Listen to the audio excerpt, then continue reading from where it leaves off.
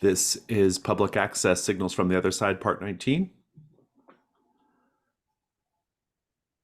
We have two active mysteries right now, The Dream and Dog Told Me To. The Dream, your question, you have a couple of dueling questions, basically two different approaches to resolving the mystery, either discovering what is the true nature of the dream or discovering W. Atlas Morgenstern's terrible secret.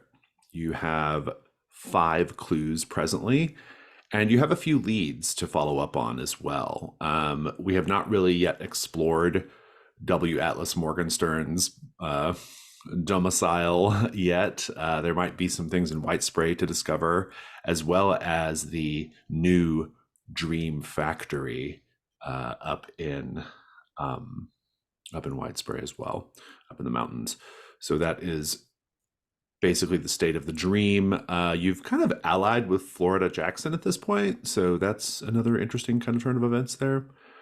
The rioting that was taking place in La Fresca is under control, but the dream is still on the verge of going nationwide. They are going to market this product and send it out to grocery stores, first in New Mexico and then across the country. You have a brand new mystery in Dog Told Me To. This is the one that has a really interesting history, wherein a young boy, Benjamin Benji Castle, under this so-called influence of Officer Barker, a cartoon public sort of public service announcement dog related to crime. Officer Barker told Benji to murder his family, and Benji did. Benji has been in a state mental health institute ever since. His baby sister, Cassie, was adopted by another family and then befriended Sean. And that is why, in addition to just the news going around right now, Cassie's directly come to with for help, basically, because what's going on is we've had these 3 violent incidents, all of which still need to be followed up on. One took place at a convenience store, one targeted Cassie herself, and that was connected to a coffee shop, if I remember correctly. And Alan Gibson, the cartoonist who created Officer Barker, who lives in town, attacked his own son at their home.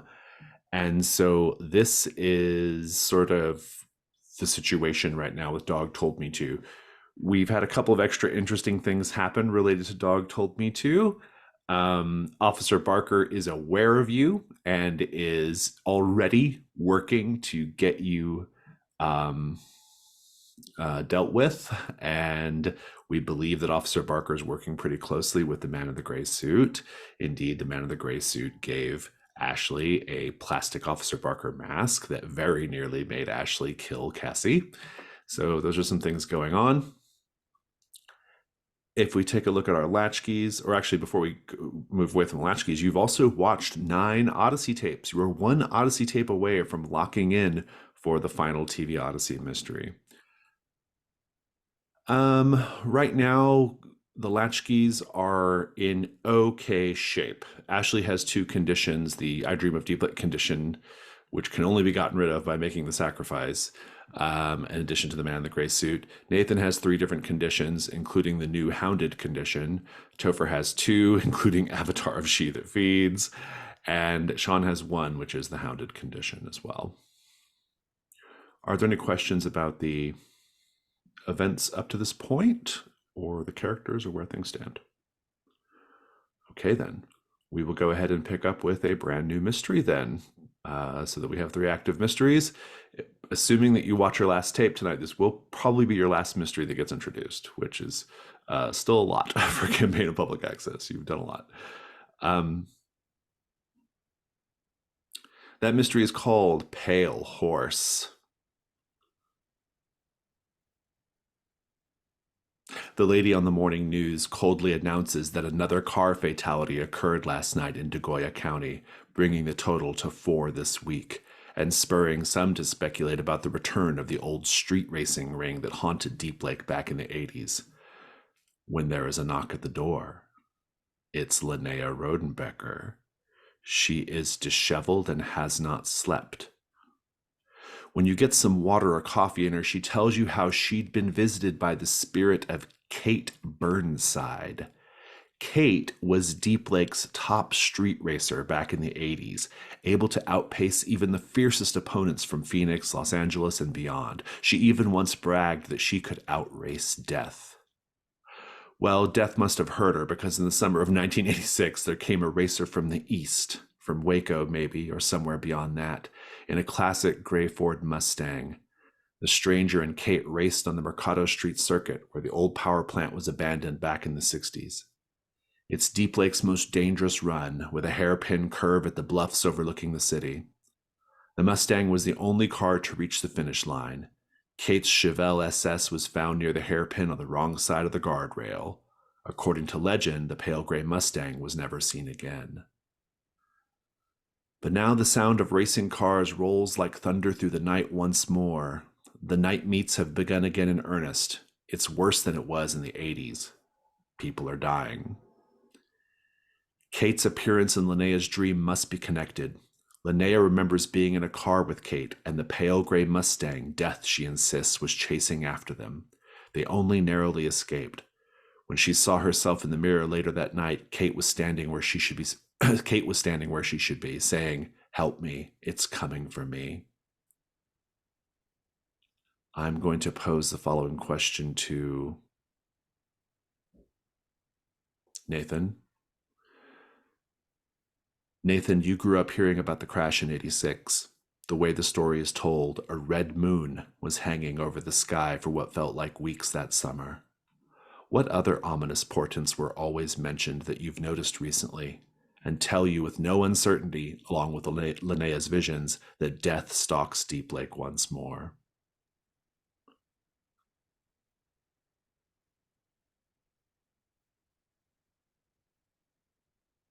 There is a wind that passes through Deep Lake, and it's a whistling wind that reminds one of an errant tune hummed listlessly by some wandering traveler, that just always seems to be just kind of out of memory. Another omen would be, let's see,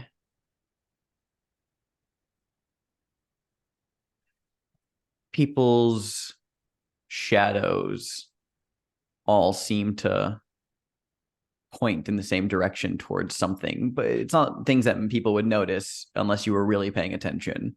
But shadows all seem to lean away from the sun and towards something else.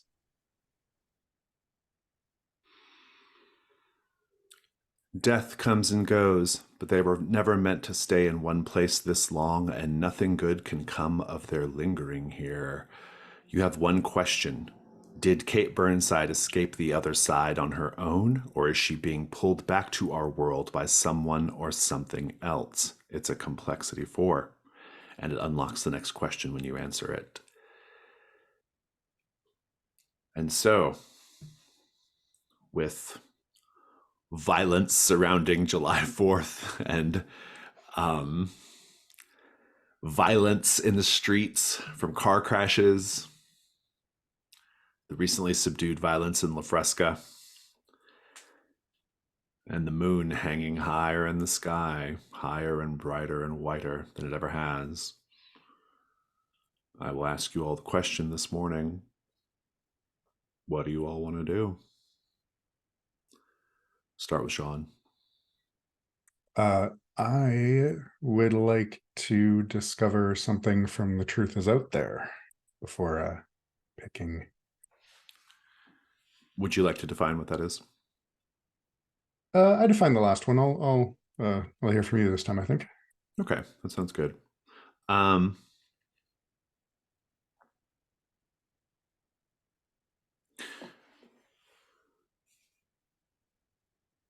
You find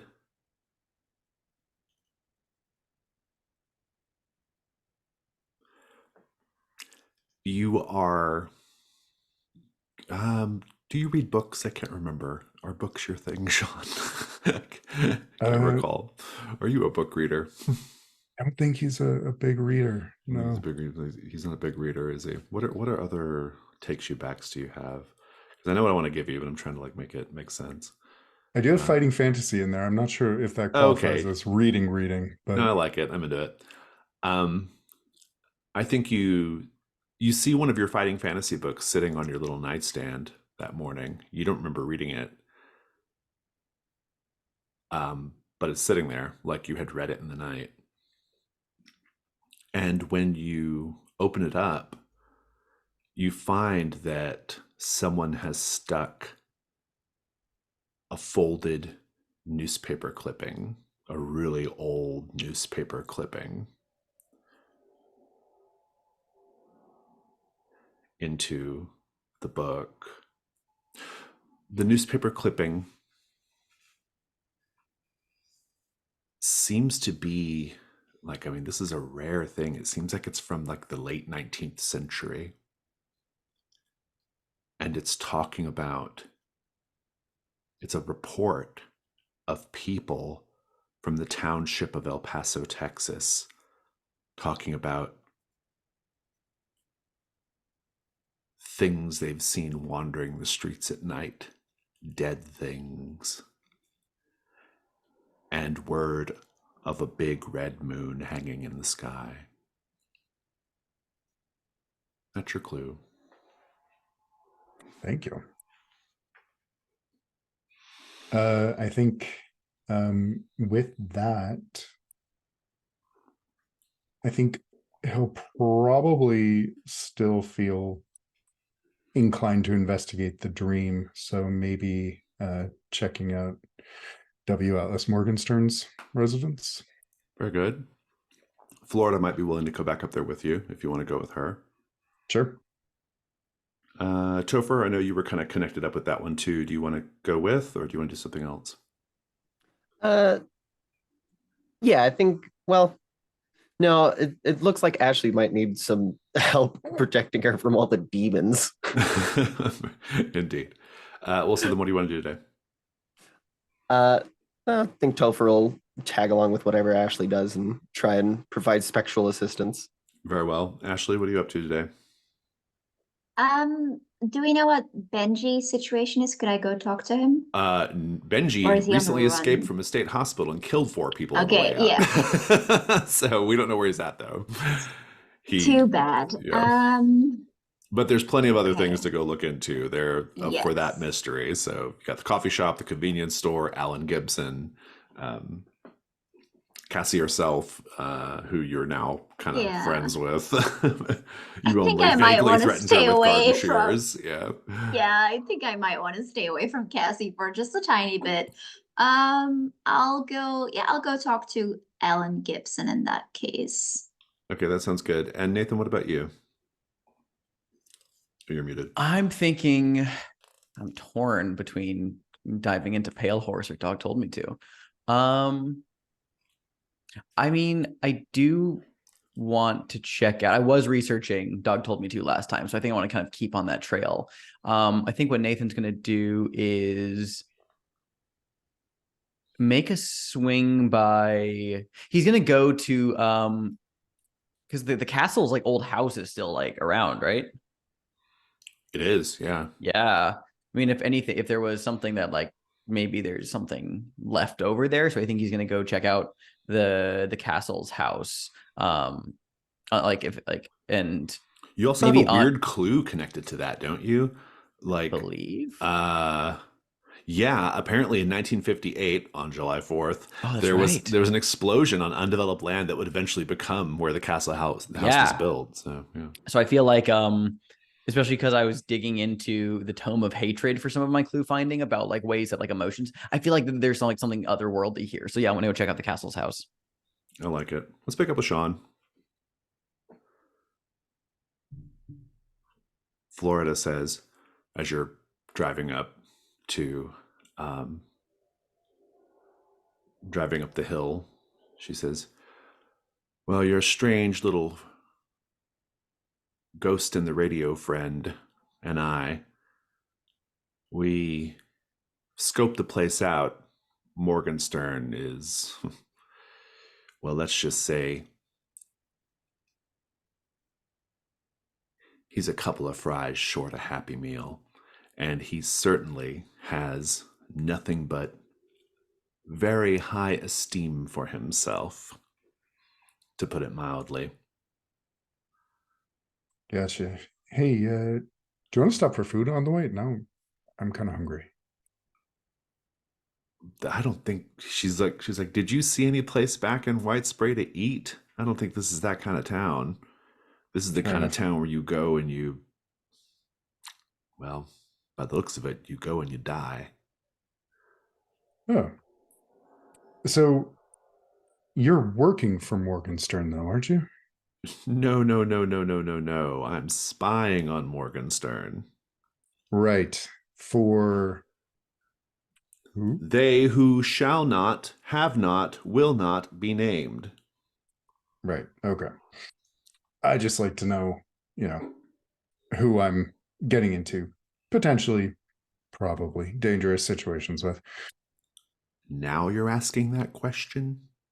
Hey, you kept stumbling into me. This time I'm going with you. Hmm. The fact that you saved me the other day from rioters, crazy Rioters. fools, is why I'm going to let the insinuation of your comment pass by unremarked upon further. Oh, look, here we are. And she says, so what's the plan?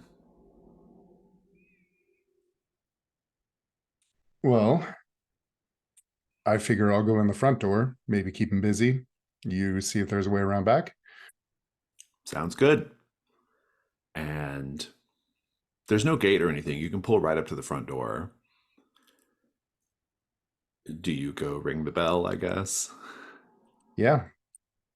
I think first I want to check out that we established there was a mural outside. I don't remember No. that, but All I think that the was food in the stuff. town of White Spray itself, possibly. Oh, Yeah, not the mansion. This is the big glass and concrete box. okay. Yeah, so yeah, he'll just knock on the door. Yeah.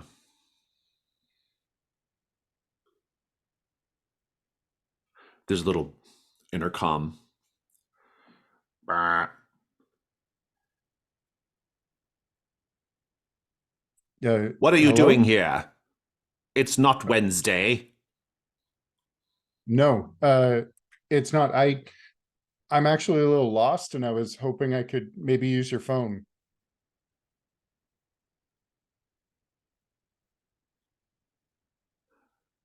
By the timbre of your voice, you sound like you are under the age of 25. Have I marked you correctly? I'm not far over the age of 25. So then, being a young person, do you not have a mobile telephone? I did, but I lost it and uh now I don't. Very well. You're young. Yes. Perhaps you would help me. I would like your opinion on something. Okay, yeah. There's another buzz and a chunk as the door unlocks. Enter. He'll pull open the door and step inside. Let's check in on the others. Ash and Topher, you're both headed to Alan Gibson's house. Interesting. I'll give you the backstory here. Alan Gibson, an old man at this point, attacked his adult son. And Alan Gibson also was the original creator of Officer Barker. He personally kind of like killed the character after the incident with the Castle family back in the 80s. Are you just going to go knock on the door, Ash? Yeah, sure. Why not? That's a style. The Gibson home is a 2-floor single-family home.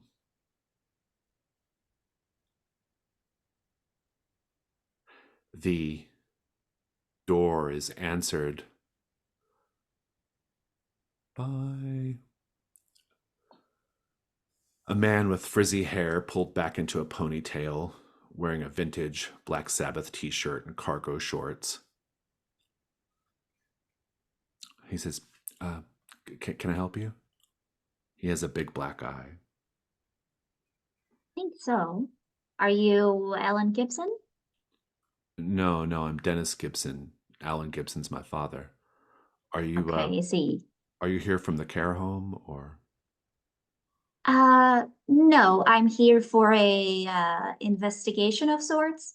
I guess you could say I'm like an Oh, investigative oh, journalist of if you're sorts. like from social services, it's No, it's no, really no, no no, trouble no, at no. all. I told the police I didn't want to press charges against Dad, and everything's fine. He's just an old man. He's not all together. It's really nothing. Yeah, I know. No, I'm not here to like get someone to press charges or anything. I'm here, just here to talk. Well, okay. Uh, come in, I guess. Um, You. I'm sorry about the mess, he says as you come in. Indeed, the house is um not in great shape. Rooms are filled with mounds of clutter. The whole place reeks of sweat, dust, and rot. It's kind of like a hoarder's home. I mean, just stuff piled up all over the place. I'm really sorry. Can't really do anything about the heat in here. We used to have an air conditioner, but we haven't been able to get anybody to come out here to fix it ever since it broke. Same with the ceiling fans. Dad doesn't like strangers over here, anyways. We manage, though. It gets cooler at night. The fridge still works, too. Keeps the Coke cold. At least I've got That's that. something. Do you want a Coke? Sure. Thank you. You hear someone crying from back room. Dennis, who's that? It's just someone from where are you from? Rodenbecker Street? Uh, The Times? it's just someone from the city, Dad. It's nothing. Well, tell him to go away. He looks at you and kind of shrugs. Don't worry, I'm great with old people. He's gonna love me in like a minute. Very good. Topher, what are you doing in the meantime, since you're kind of there incognito? Topher wants to go and see like Alan's room if there's anything that might show what happened in there. I will tell you, since you're kind of able to get a deeper look at things,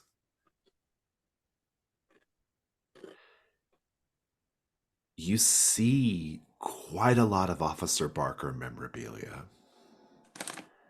There's one kind of corner of one room that seems to be piled high with, or is indeed piled high with, a bunch of like Officer Barker beer koozies and mugs and stickers. There's a big cardboard standee of Officer Barker there in one corner.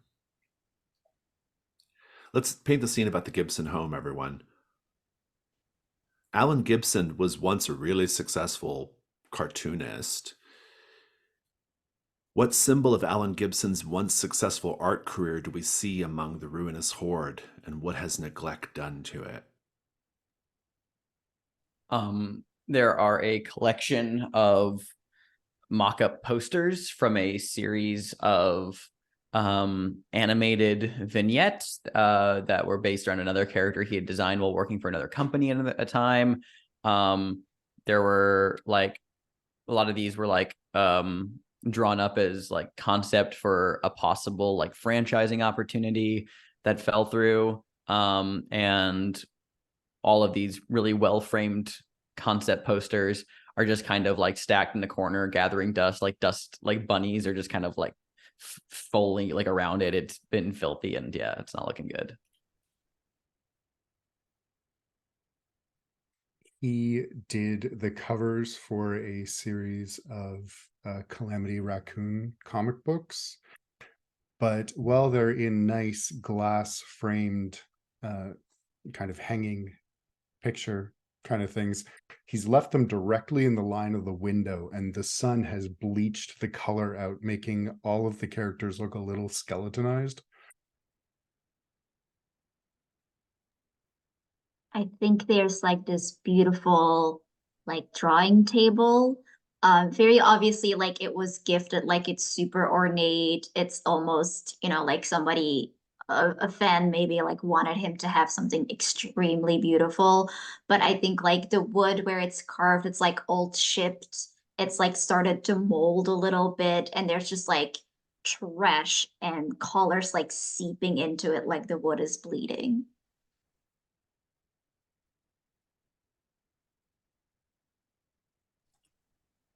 Think there are a bunch of like uh test like promo plushies that he would get for like Officer Barker, for the fat lazy cat Vargfield, and everything like that. There's just a bunch of those, and they're all sitting like in a circle, looking just directly at a wall. Seems like there might have been something on the wall at some point, but now they're just sitting there staring at the wall with all of their plush rubbing off and like mold growing inside of them. We'll check in on you in a moment. The castle home, Nathan, features a very thirsty lawn with a sun-bleached for sale sign standing askew. Shattered windows, most of which have been sealed with sheets of particle board. It's barren except for cigarette butts, fast food wrappers, empty beer cans. Let's paint the scene again. This house has become something of a niche tourist destination. What morbid tokens have been left behind by visitors over the years to honor the slain Castle family?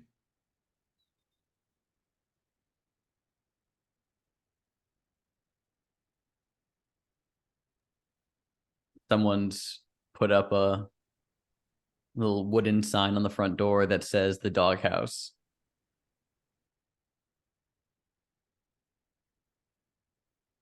Along the fence and the mailbox, people have draped leashes and collars.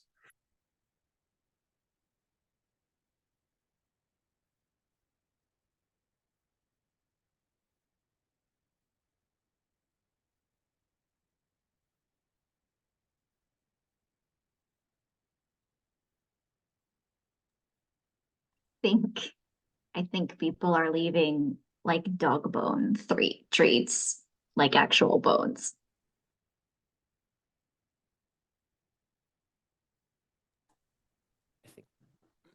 Excuse me. I think that there's a like an old, as if it's been here for a while, like one of those pitch up 4th of July fireworks tents. Nice. Nathan, what do you do?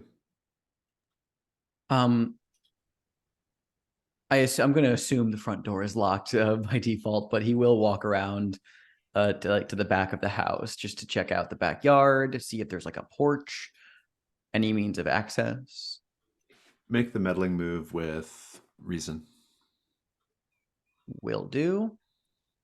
Do any of I'm hounded? Does that get in the way here? No, you're good. Oh, okay. No. Jason's being nice today. Okay. Being nice today. Oh, I'm terrified of that. You said plus reason? Yeah, I think reason makes the most All right, sense. let me take a look here. All right. Oh, that's boxcars. So that's a wow. Yeah, I think that's a 13. Nice. We'll come back to this. Sean Thompson. You are met in the hall by W. Atlas Morgenstern, as I described him last time.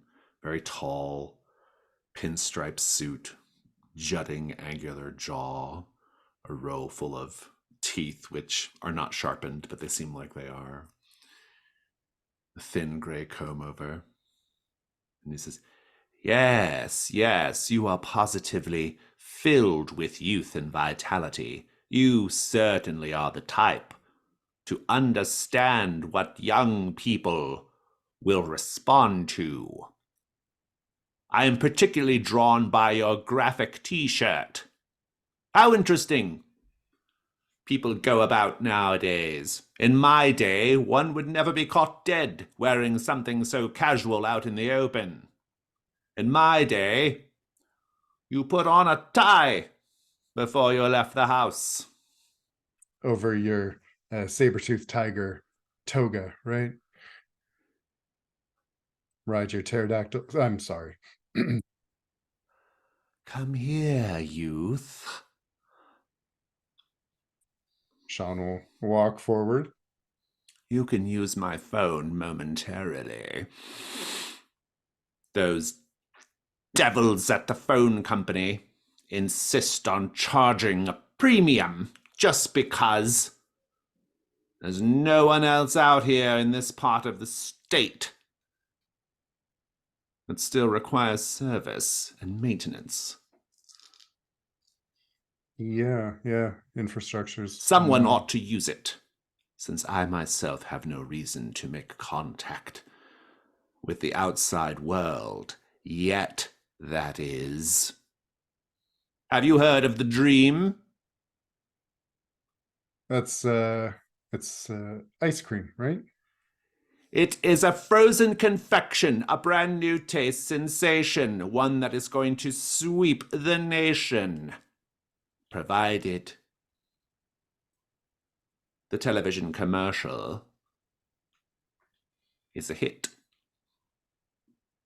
Okay. Yeah. Yeah, I think I heard it selling real well. Sit down. Okay. And he has a big flat screen TV. He turns it on.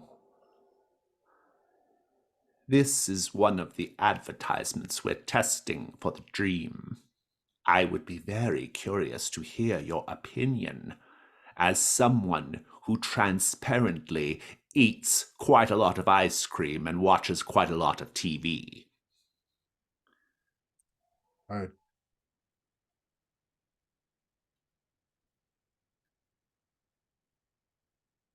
And then the commercial rolls. It opens with a group of fit, good-looking men wearing 80s style aerobics outfits, neon spandex, sweatbands, leg warmers, doing a dance workout in time with upbeat synthy music. The dance workout is occasionally intercut with scenes of the men letting bright white gobs of the Dream dribble into and out of their mouths, their heads thrown back in total ecstasy.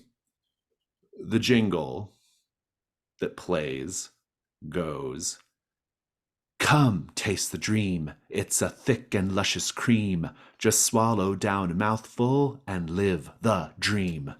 Ropey, thick and white. It's a dream in every bite. Just a little on your tongue and you won't put up a fight. Come, taste the Dream. Come, taste the Dream. Come, taste the Dream." Well, what do you think? I think it would be a big hit in some markets. Yes, it operates on something of a subconscious level, I find. Okay. Subtext. Right. Yeah. What is the subtext? There is the implied eroticism of eating the Dream. It doesn't just satisfy one's physical urges related to hunger. It might satisfy other carnal desires, if you know what I mean. Yeah, I think you do. That was pretty subtle, though. Yes, I think we have a hit. Yeah, I think certain markets will really enjoy it. Let's cut over to Ash and Topher. Topher, I'm going to give you a meddling move if you're just kind of generally looking around the place. You can make it with Yeah. reason. All right. I'll pull up the dice roller. Oops.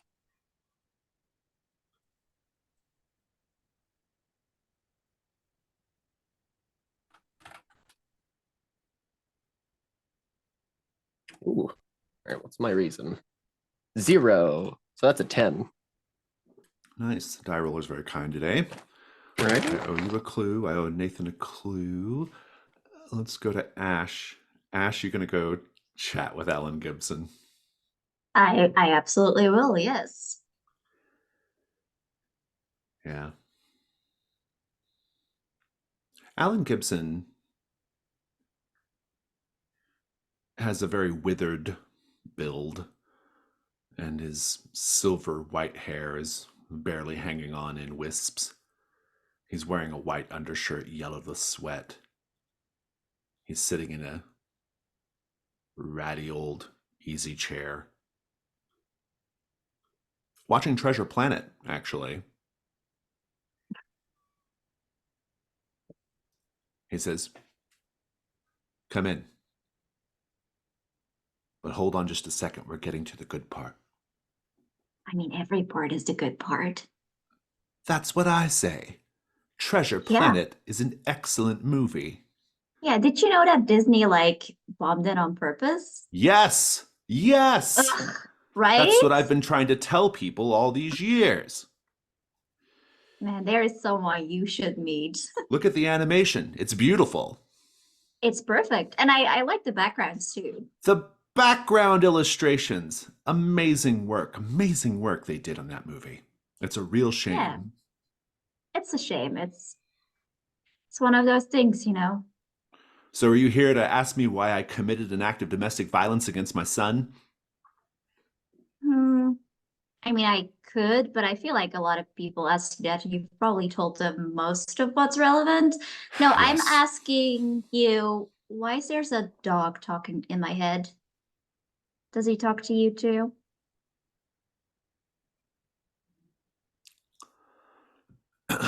He gets a little nervous. I don't think I care to talk about that. Well, I think you should.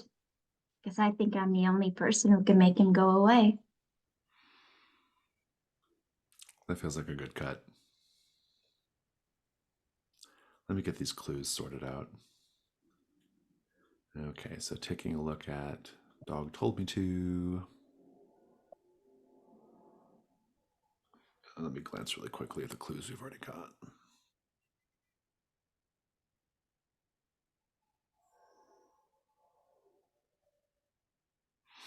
Oh, I show that like a clue is owed from Sean from a nostalgic move last time. Is that still true? Oh, yeah, that might be the case. Yeah, we'll need to define that at some point.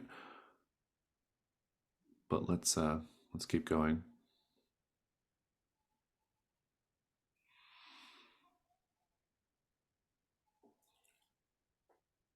You're poking around, Nathan,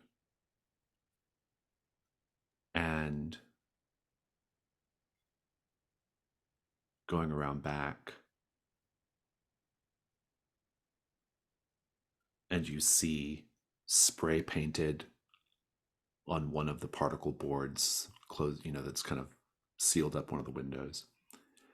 Spray painted graffiti style is a promise or a threat, depending on your point of view, that says, "Cassie is next."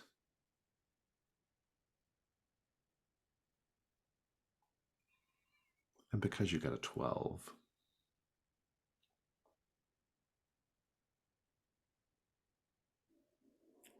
you smell cigarette smoke back there.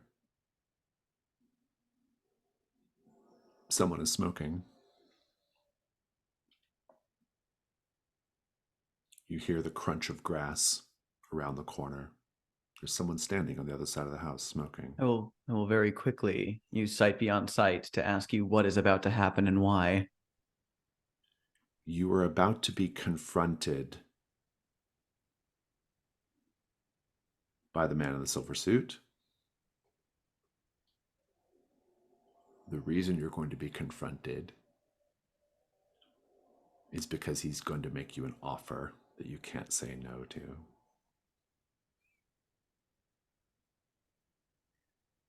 What do you do? Does it seem like this person is coming around the corner, or No, they're kind of am I waiting on approaching? you. Yeah. Then I will walk around the corner expecting this. You see the man in the silver suit, his salt and pepper hair, perfect, his red tie.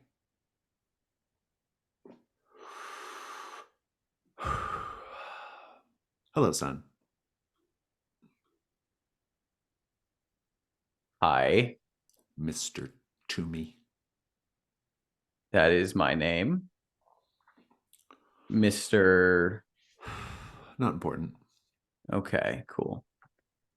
Haven't you learned by now that people don't just tell you their names in Deep Lake? Yeah, they don't do that in LA either, and it pisses me off sometimes, but okay. So, LA. LA was fun. you been there? Many, many times. I was there at the beginning, in fact. Not surprised to hear that. How much has he smoked on that cigarette? How is he getting low? About halfway. He takes out the pack of Silver Moon menthols from his coat and will take out one and offer him a replacement. So that's my brand, too. I had a feeling it would Nice. be. He spins it in his fingers and takes out a lighter. You're not him. You're different. No, I'm not. I know of whom you speak. He's gone. I won't be seeing him anymore, I'm afraid. Well, he's elsewhere, and I've seen him since, but I understand what His you meant with it. best. His best wasn't good enough, I'm afraid. And were your interests aligned? No. But just because you made a friend of him doesn't mean you and I have to be enemies. In fact, I have an Okay. offer to make you. I had a feeling you would. I do. I can make a single phone call, and all your dreams, all your movie making dreams, your Hollywood hopes and dreams, I can make it all come true with one phone call. And I think you know that. A phone call to who? Oh, don't you know that Hollywood is the kind of town that doesn't run on merit or talent? It's all about who you know. And I know all the right people. I see.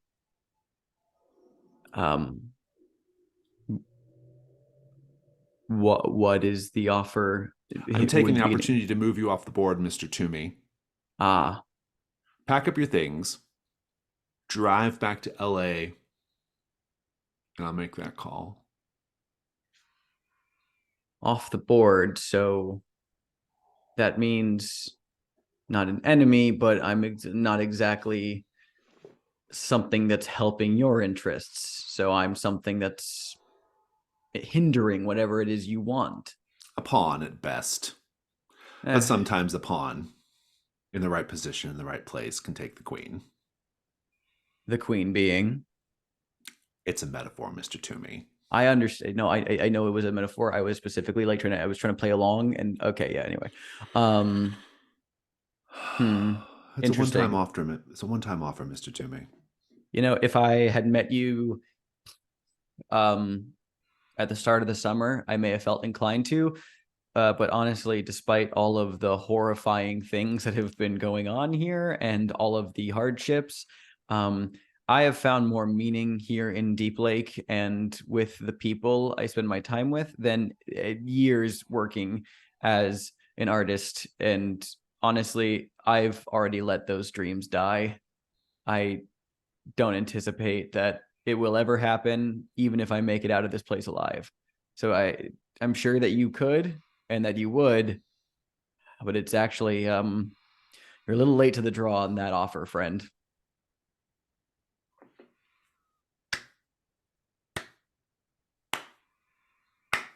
I've never seen someone slow clap while holding a cigarette at the same time. I'm just noticing that.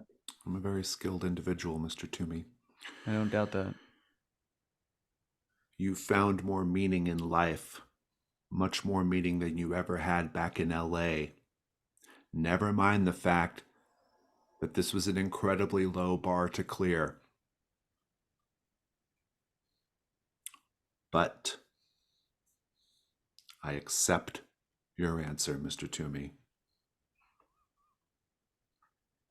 And that's it then. Offer off the table. Now you're going to disappear mysteriously and something will happen, I'm sure. Nope. Carry on. Okay. You going to stand out here smoking still while I do other things, or? I think I very well might. I won't stop you. Nathan starts like walking up towards the house, but then kind of like stops and like heel turns a little bit to look back at him. He's still standing there smoking. Yeah, he's like, and he says,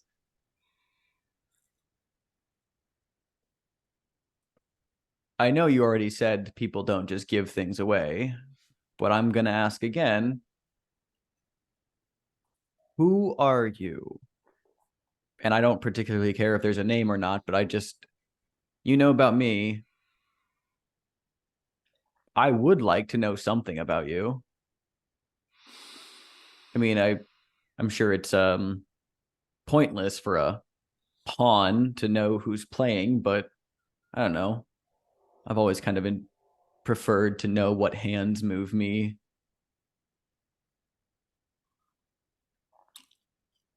He looks at you kind of with some interest. He says, if this is a town full of wolves, I'm the leader of the pack. How about that? Considering I've met a pretty nasty wolf already, and you're not him, I assume. I don't know if that's reassuring or terrifying. And all right, he leaves you to it. We'll enter the house. Fantastic. Let's see here.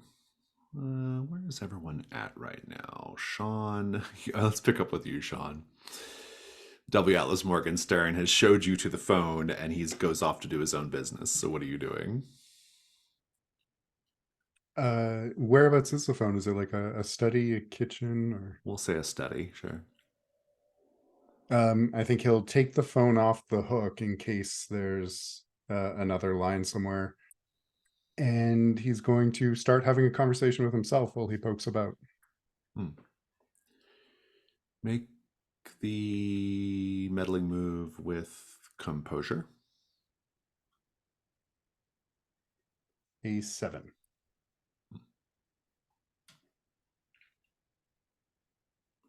Get you a clue.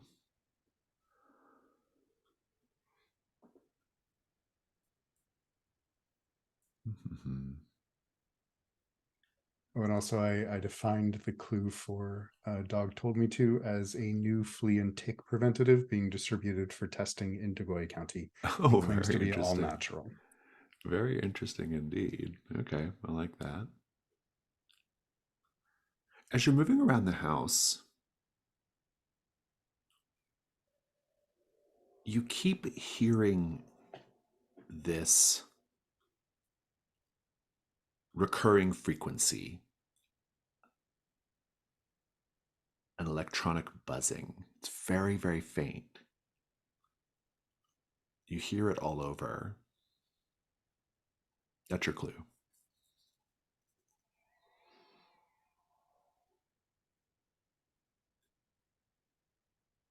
But I owe you a complication with that clue.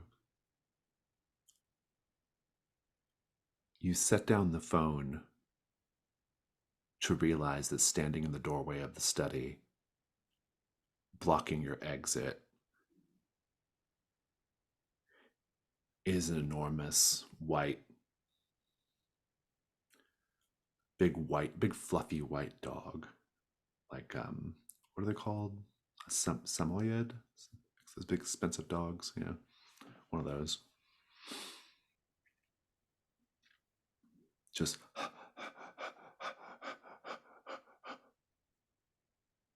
Oh, hey, good dog.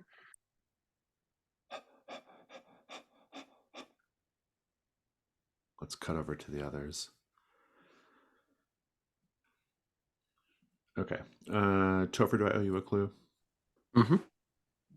You were just kind of searching around. Let's see here. Yeah, poking around Alan's room. You got a 10, right? Yep. Hmm.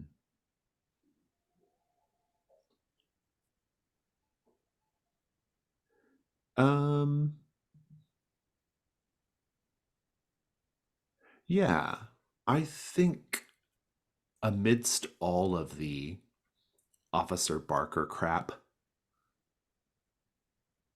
there is a series of original cartoons that Alan Gibson drew, stacks of sketches. And as you go through those sketches, you find one that's very crudely rendered.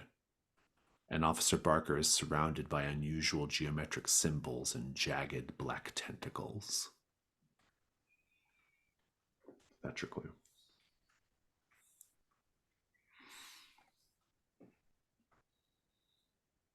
Meanwhile, Alan Gibson.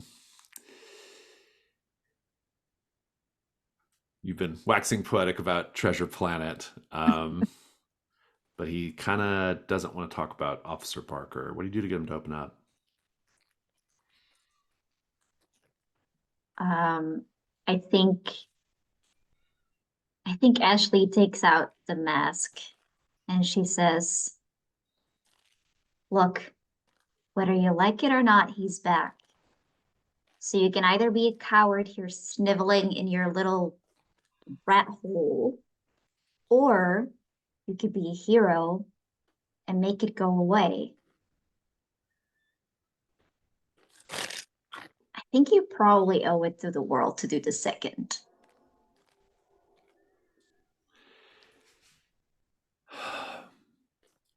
I had so many things I wanted to do with him. I wanted the whole country to know Officer Barker's name. That's the first time I've said it. That's the first time I've said it in years. I was so proud of him. I even thought I could open up a little shop or museum for folks who loved him as much as I did. I should have burned every trace of him from the face of the earth after that night. But I just couldn't bring myself to do it. But maybe I can now.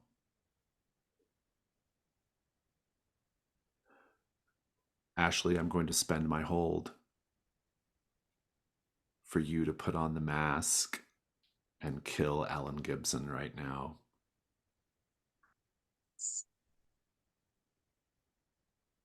I think we see Ashley she puts on the mask. She takes out her knife. You see it glint in the light on the screen as Treasure Planet pauses, and she stabs it down right next to him, chuckles and says, "Not for you, not on command." She rips off the mask and she says, "Stop it before it's too late."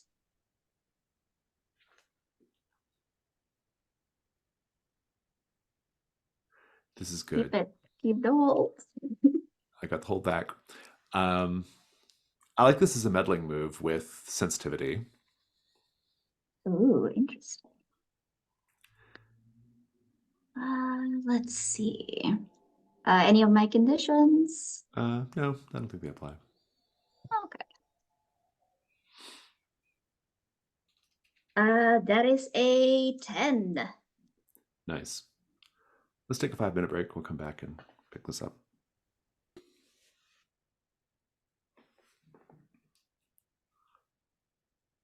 Ash, while you're having this conversation with Alan Gibson, this conversation,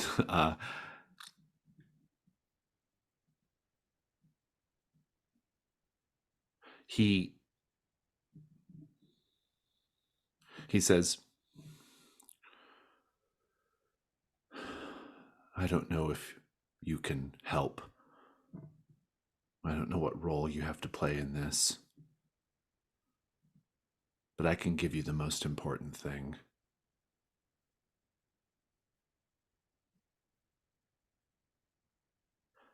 And he goes into a cabinet. He has to move a bunch of piles of newspapers and boxes to even get to it. But he opens the cabinet up and he pulls out a glass jar, like a pickle jar, but big. Inside the glass jar is a black liquid. And he hands it to you. And he says,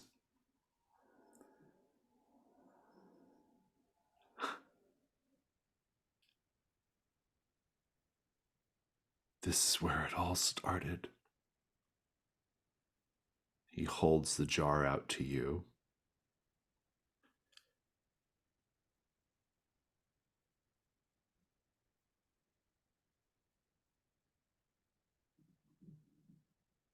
Do you take it? Yeah, I'll take it. As soon as he gives it to you, he clutches his chest and cries out, ah, ah, ah, ah, and keels over.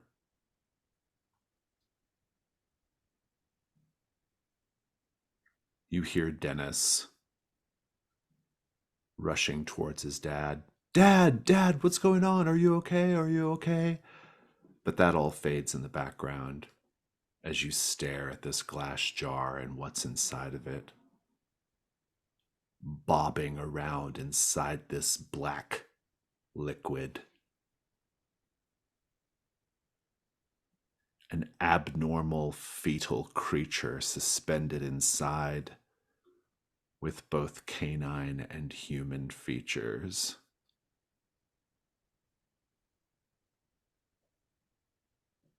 Make the day move. What do you afraid is going to happen if you lose your nerve right now?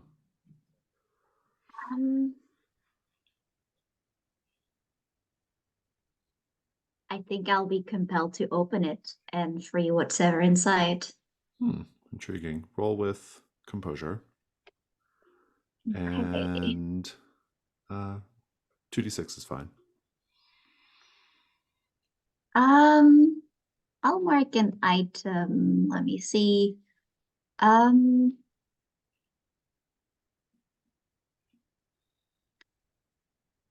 Okay, this is a little bit of a stretch maybe, but I have this address book with activists and whatever, activists. Basically, can I say that I have like, being an ornithologist and stuff, have like had conversations about how to handle stuff, and like that kind of like kicks in as if I'm handling like a sample, so to speak, and I know like just what to do in it. Professional instinct Almost, kicks yeah. in. Yeah.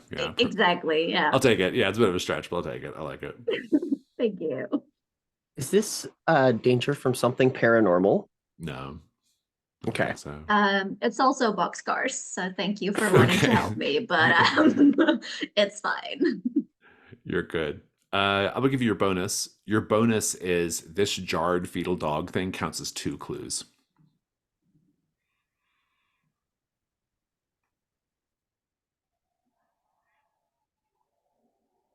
Nathan, you're inside the house. You can imagine it. Dark. Just little shards of sunlight coming in between the boards. It's a very dry, desiccated smell inside. Whatever was left in there to rot away has fully rotted away and left behind just the smell of dust.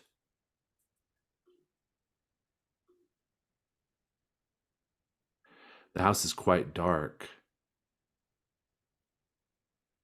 except one of the rooms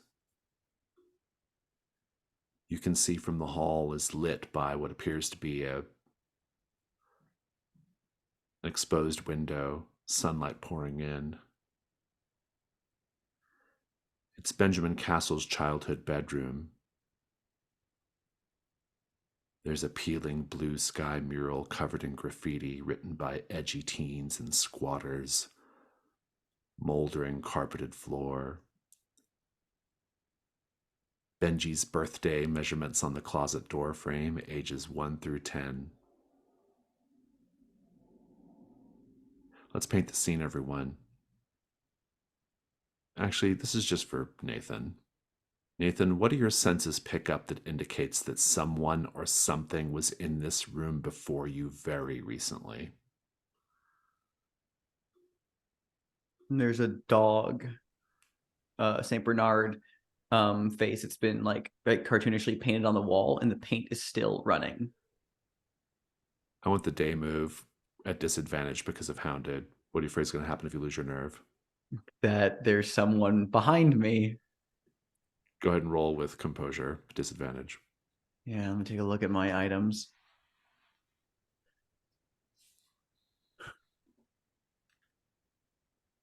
No, I'll roll disadvantage. Why not? Let's live a little dangerously. Oh, that's very good still. You said plus composure? Yeah, 11. nice. Sean,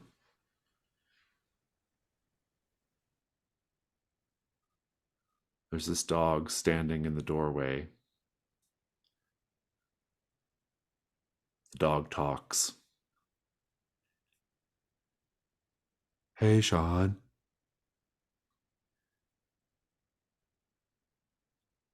Sean's going to Please kind make of the just, day move. What do you afraid is going to happen if you lose your nerve? oh gosh, I can't. Wow. That Sean, he's snapping right now. This is This is this it. is him losing it. Sensitivity, disadvantage because of Hounded. If you want, you can roll with my sensitivity +1, and I get to say how Topher shows up to help you out. What's Topher doing right now? Topher's technically over in Alan Gibson's The home, Gibson's home. but you've been to Morgenstern's home, and there's no real boundaries on how you move about the setting. So, Right. I just don't want to take Topher out of something particularly juicy, but sure, I'll do that if you don't mind. Awesome. So it'd be rolling with +3. Mm-hmm. That's good. That brings me to an 8. Thank you. And I think that Topher sort of appears in the you're still holding the phone, and you hear Topher through the phone line say, "Don't listen to the dog, Sean."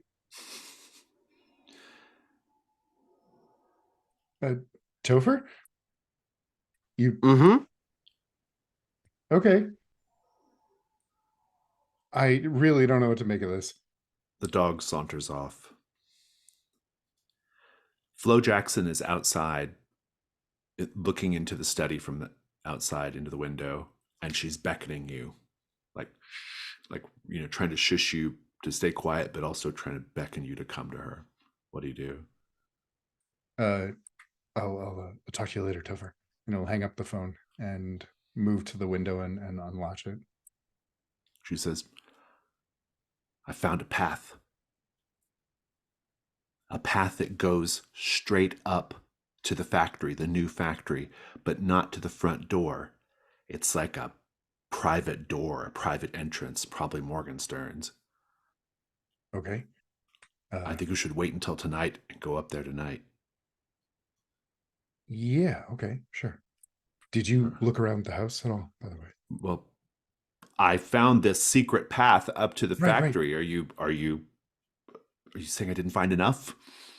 No, but I'm wondering, there's something making this weird hum. I don't know. Yeah, I've maybe- been hearing it since we got here. It's louder up by the factory. Oh. Yeah, okay, we'll go tonight then. All right, cool. Let's go find a Lotta Burger, and then we'll come back tonight. Okay, yeah, great. And he'll just crawl out the window. Were you able to make your telephone call? Go. He's gonna just scooch along the wall. Florida Gleaves. Let's cut over to I guess last stop will be Nathan for our day phase. Nathan, you're in Benji Castle's bedroom. What do you do? What'd you get on your die roll to keep together? 11. 11. Okay, you're good. So what do you do? He is standing kind of aimlessly in the room, looking around, not really sure what he's looking for or at. And his eyes go back to the painting of the St. Bernard on the wall that's very fresh, very new. And the idea comes to him. It's a bad idea, but it's an idea. And he is going to get out some of his paints and thinking about what he read in the Tome of Hatred, knowing about the Red Fire, something about passion and some connection to Benji. He is going to modify this painting of the St. Bernard in a more vicious light, red flaming eyes, spends good time like painting actual like red flames on this part of the wall as well. And he's trying to get this supernatural sense of like something that's like of something, art, inspiration through art, channeling whatever may have left its mark here once upon a time.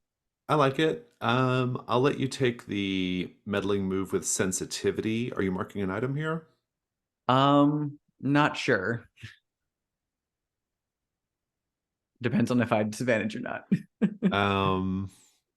No, I'll let you have it at regular dice, but yeah, then in that case, I'll troll flat. okay. That's a 9. A 9. What does the painting reveal?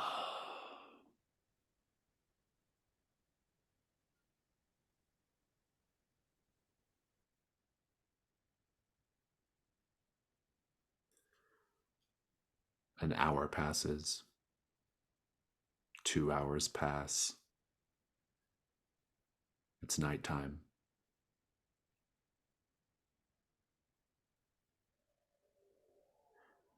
You put your paints down.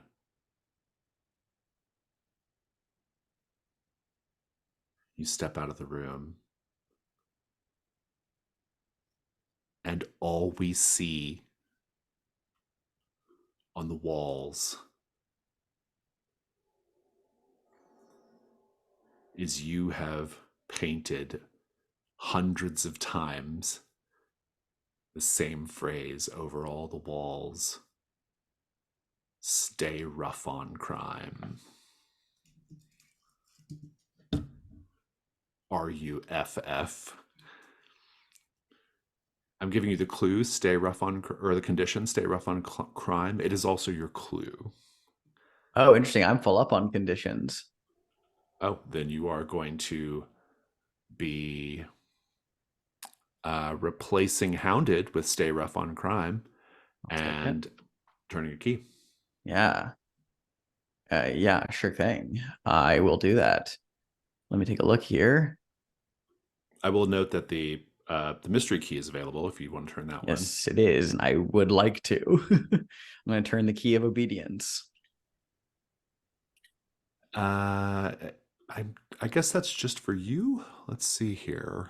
Yep, this is just for you. Not everyone does this one.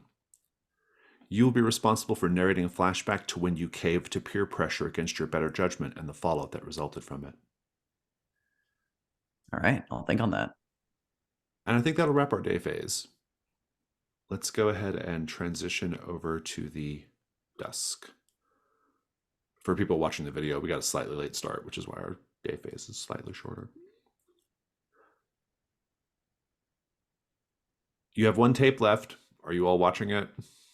Oh, actually, I did roll a 13 earlier on the information move. Did I not find another Odyssey tape? Nope. Okay, you've just got make sure. the encounter with the menace. Oh, gotcha. Okay, I was Where's your making sure. 13 result? Yeah. Oh, I think I'm down. Well, my take is I think we got a lot of stuff to do tonight. It seems like we have a lot of like things going on. So I think maybe we should just focus on resolving some actual things with like effort and then tape maybe next time. Yeah, But I'd like to if you maybe solve be a a little mys- bit. If you solve a mystery though and you don't watch the tape, you get a brand new mystery next time. I don't think we can fully solve anything though. Yeah, we can't fully solve any of the things on our plate I right think now. we can do maybe the first question from Dog Told Me To, and then Pale Horse is new, and I don't know where we are with the dream. We have enough Yeah. technically to answer the first question flat, but I think you probably and you have more investigation to do with the actual yeah. factory. Okay, So I don't think we can resolve anything tonight, which is is useful. that 2 votes for no tape then, and 1 vote for tape, Mhm. or Yeah, I say no. no All tape? right. Okay, no tape carries the day. And in that case, what's everyone doing tonight? Sean, you going up to the factory? Yep. Right, sounds good. Ash, what are you up to? I think I'd love to go to that old power plant from Pale Horse. Oh, okay, yeah. If I'm remembering correctly, Mhm. yeah. That's I where think that would be a cool the place. dangerous race location was. Yeah. Exactly. Excuse me. I'd actually like to take a stab at answering a question before I decide what Nathan's going to do tonight, because we have a lot of clues and enough to answer that first one on Dog Told Me To. Do we want to take a quick break so you all can ponder the clues a bit, or Yeah, I'm down. we can take 10 real quick? Yeah. All right. Okay, I hear a lot of conversation going on the break, so let's catch up, viewers of the video. What do we think is the? You said you wanted to try to answer the question about who summoned the entity posing as Officer Barker. Was it intentional or accidental? I think Ben had the strongest idea here, so I recommend go ahead, put it forward. Ben, do tell. So we have established that there are the great hungers we have encountered, but there are also lesser hungers who sometimes float around at the edges of the reality here in DeGoya County. The Whisper So- was one, right? Right. So I am positing that this is another lesser hunger that Alan, his last name just Alan Gibson. Gibson, thank you. His obsession with this character that he may or may not have actually created drew forth this lesser hunger into the form of Officer Barker, who is being tough on or being rough on crime. Mm-hmm. So the desperate letter from Alan Gibson to one of Benjamin Castle's parents is because the Officer Barker character was actually created and drawn first by Benjamin Castle. And Alan Gibson kind of took it and ran with it and has been pleading with the parents to like not make a big deal out of this. He'll share some of the earnings. Very good. Yeah. And the stay rough on crime is just that is what the lesser hunger thinks it's doing. Everyone that it is going after is a criminal of some sort, if not legally against it. Okay. Yeah. And I like the idea of the desperate letter also like including some contextualizing details that show like the desperation and the connection to the entity, just in the fact like he probably mentions like he's been dreaming about it. It's like his creative muse, like things that is like that imply something more than just normal was going on here, that he was clearly dreaming about it frequently, obsessing over it, and that contextualized a little bit of, oh, something attached itself to him and his obsession. To And Alan then- Gibson. Yes, Alan Gibson. So what's the Stay Rough on Crime connection to Alan Gibson? Like, is Alan that Gibson was- obsessed with crime, or did a crime happen to him? Or I think he just he created this mascot. Like, I mean, that again, he created this. He took this idea and then he wanted to make like an after school like mascot. So he created the punny little Stay Rough on Crime, and it was literally, it's like, it's the Tulpa effect thing of like he imbued it with an identity, a personality, a purpose. he gave it. Oh, okay, I see. And this So- lesser hunger that parasitically attached itself to it and took its form because it was inspired by it fed off of, like, it basically took the form that it parasitically attached itself to Gibson, and then took the form and identity that he was essentially unknowingly imbuing it with. I like all that, but I guess that feels like a really big bridge to cross with those two clues. Like, is there more that will like support this theory? I saw a couple of clues that might work for that. We didn't want to spend too many, but I'll leave it up to my fellow Latchkeys. If we did the jarred, Like, I feral think the dog- jarred fetal dog thing, Alan having that in his possession, has to be important to Alan accidentally or intentionally summoning the. Yeah, that's what I was Officer thinking. If we Barker, spent that right? now, that could contextualize the idea of like this thing's growth. It just is showing off like this is something that was like the lesser hunger aspect of it. Also growing. him immediately dying after giving it away, right? It's like Well, there's that, giving yeah, up. that extra that context is really important. Yeah, right? like that Yeah. that non-clue context really Yeah, feels like this yeah. was so essential to me as a person. Yeah. I give it away and I'm done. Like, it's Yeah. over. Right. So it feels like there was some kind of like, so when Alan Gibson said I couldn't get rid of Officer Barker, like I should have after those murders, but I couldn't. It sounds like he literally was couldn't. literal. He literally Yeah. physically could not. So his connection to Officer Barker, which I guess has physically manifested into this like this fetal dog thing. He had this like physical connection. I'm still just a little stuck on the because the question is, was it intentional or accidental? It was accidental because, Okay. like, again, it's I think the idea being that like he didn't know what he was doing, what latched onto his obsession and took form from that, but Mm. his obsession with the character attracted this like lesser hunger that then fed off of his creativity, his inspiration, took the form of things, began to take shape. He didn't Yeah. know what he was doing, but he summoned it essentially by creating it. Yeah, it's interesting, right? Like, I think it's really interesting that he like, it seems like he kind of like gave birth to it, like there was like a literal birth that happened here or near birth, and then there is this like more like creative artistic birth, which I think is intriguing. I feel like that is an interesting idea. I would also say like maybe the clue about being rough on a crime, it's not necessarily so much like the sentence, it's the fact that it was Nathan, the artist, who was, like just started doing this obsessively over Oh. and over and over and over and over again. It's once again an artist just being obsessed That I think is with the this. connection. That's the Yeah. connection. I think it's the artist idea, right? It's the Mhm. idea that that's what the creature responds to, and Exactly. It's like a Um, muse. It responds to but- imagination. It's an entity of fear. Yeah. I mean, Yeah. it responds to imagination and thought. So yeah, and in artistry specifically, yeah.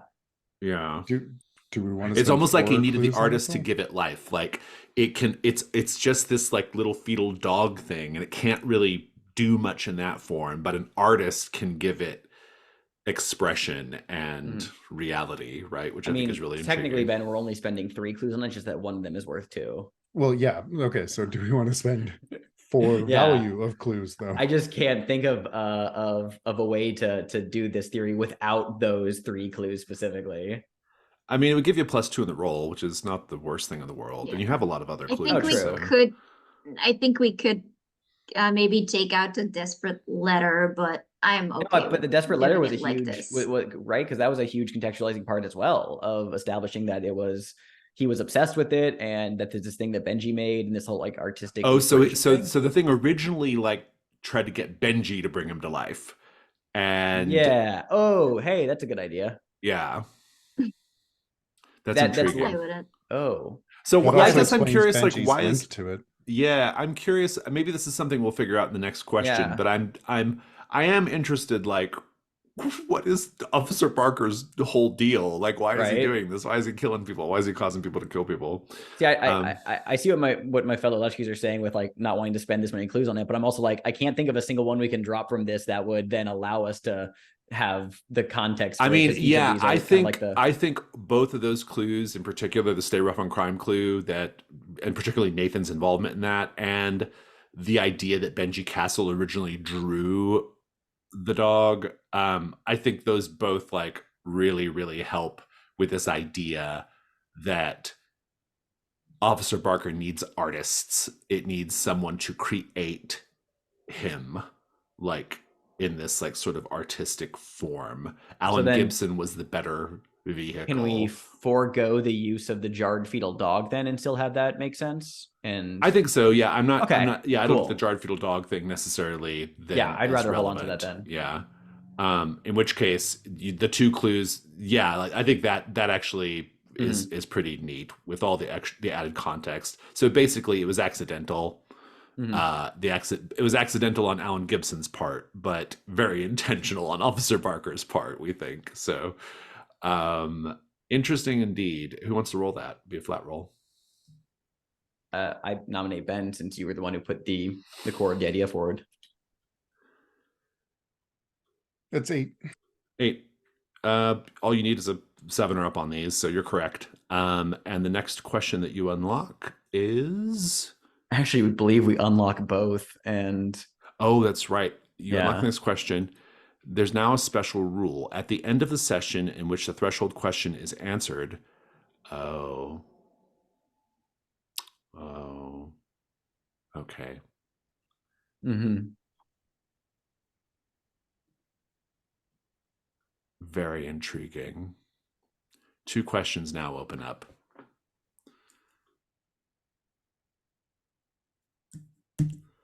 There's a part that I didn't finish reading there on purpose. So,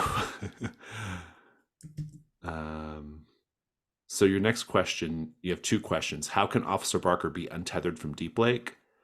Opportunity, resolve the mystery by performing an unbinding ritual. Seems easy enough.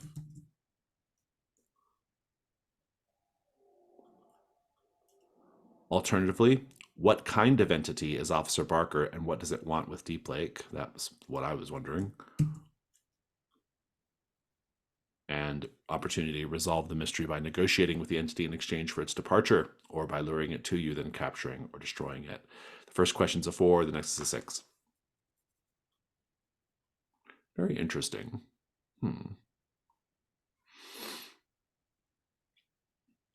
Are we answering any other questions, or is that it for now? I think that's it. Yeah, I think So that's it. let's go back to what is everyone doing during this night phase. We know what you're doing, Sean. Nathan, what is your plan? And we know what So- Ashley's doing as well. Yeah, what's Ashley doing again? Going to the power plant. Yeah, I think Good reason. I think Detective Nathan Toomey hot on the case. He is diving ever deeper into the dog issue. I think. Sorry, so wait, so just to make sure I remember correctly, Alan Gibson just died. He just straight up died. Just Yeah. straight up just died. Yep. Yeah, Heart attack. okay. I think it's time Even to when go- Ashley is not stabbing people, people die around her. She cannot help herself. Nathan knows that there's his artist connection now, so I think he needs to go poke around the Gibson home. I mean, like he might not sure if he's going to break in and start rooting through old I think there's belongings probably or not. nothing else to find at the Gibson home, just out of character. Okay. I would go with either Um, the coffee shop, the convenience store, maybe Cassie. Oh, I was going to say actually, yeah, the actual scenes of crimes are actually useful Mhm. here. Yeah, the convenience store gonna make a trip to because it was set ablaze, so he's gonna go visit. Yeah, he's gonna go visit the arson site Mhm. tonight. Topher, what's your plan? I think Topher wants to see if they can't find this pale Mustang since they're also otherworldly right now. Very interesting. Okay. I like that. Nathan, do you want to narrate your key of obedience? Sure. So the key of obedience says to narrate a flashback to when you cave to peer pressure against your better judgment and the fallout that resulted from it. I haven't done a Nathan flashback in a while, so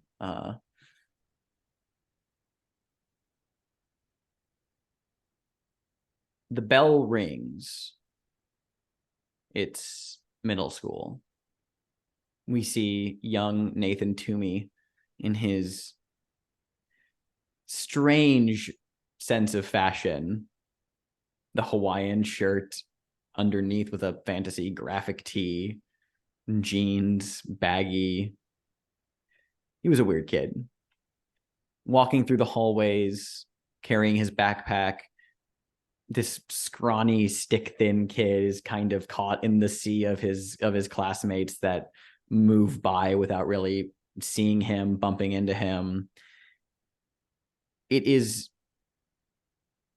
lunchtime, but he's not hungry, and we see Nathan goes out into the recess area where there are some other kids hanging out, like sitting on bleachers and looking at the nearby high school that's kind of like across the way, watching the teenagers. This is Nathan Toomey's 8th year. High school begins next year, and that's a strange and terrifying concept, but he has a few friends. He calls them friends. We would most likely call them acquaintances, people who definitely keep him around more for convenience than actual affection. And Nathan kind of sits down quietly with these groups, and they're talking about little things, random things, things that really don't matter at all to Nathan. And they turn to him at one point, and one of the kids, a girl named Michelle, is like, "Hey, Nate, are you planning to come to the birthday party this weekend?" And Nathan kind of like blinks and just kind of goes, birthday party? And Michelle's like, "Yeah, Rachel's." Rachel Gonzalez? Oh, yeah. I think I forgot about that. And then it hard cuts immediately to Nathan in the middle of a middle school birthday party at like a pizza place, looking super uncomfortable the following weekend. And he's been kind of made into like less of like, oh, a friend at the birthday party, and more of a guy who's just being like, "Oh, Nathan, go grab some soda. Oh, Nathan, can you get me a napkin? Hey, thanks, buddy. Can you go get the Parmesan?" Stuff like that. He's kind of an errand boy at one point. And at one point he's out, he's a kind of, it's one of those like, what are they called? Well, it's like one of those pizza places / like laser tag like joints that, and like / arcade. This is probably in La Fresca. Nothing cool. This cool was in Deep Lake. And at one point he goes outside and is hanging out with a couple of the other people from the party there, and they're smoking cigarettes. These middle schoolers are mentioning about how they nicked a pack from their dad's office, and they got a lighter from the convenience store for like $2. It was definitely way more than they should have paid for a freaking lighter. And Nathan's just kind of watching. He's not really sure what to make of this, awkwardly. And these same friends, he says with air quotes, offer him the cigarette, and if he wants to smoke. And it's this weird reality in his brain where on the one hand he knows he doesn't want to do this, on the other hand it seems like this is what friends are supposed to be. Not really, but like Nathan feeling like it is. And they seem to want to speak with him. He was invited to the party after all. So sure enough, he smokes a cigarette. He coughs his lungs out. He hates it.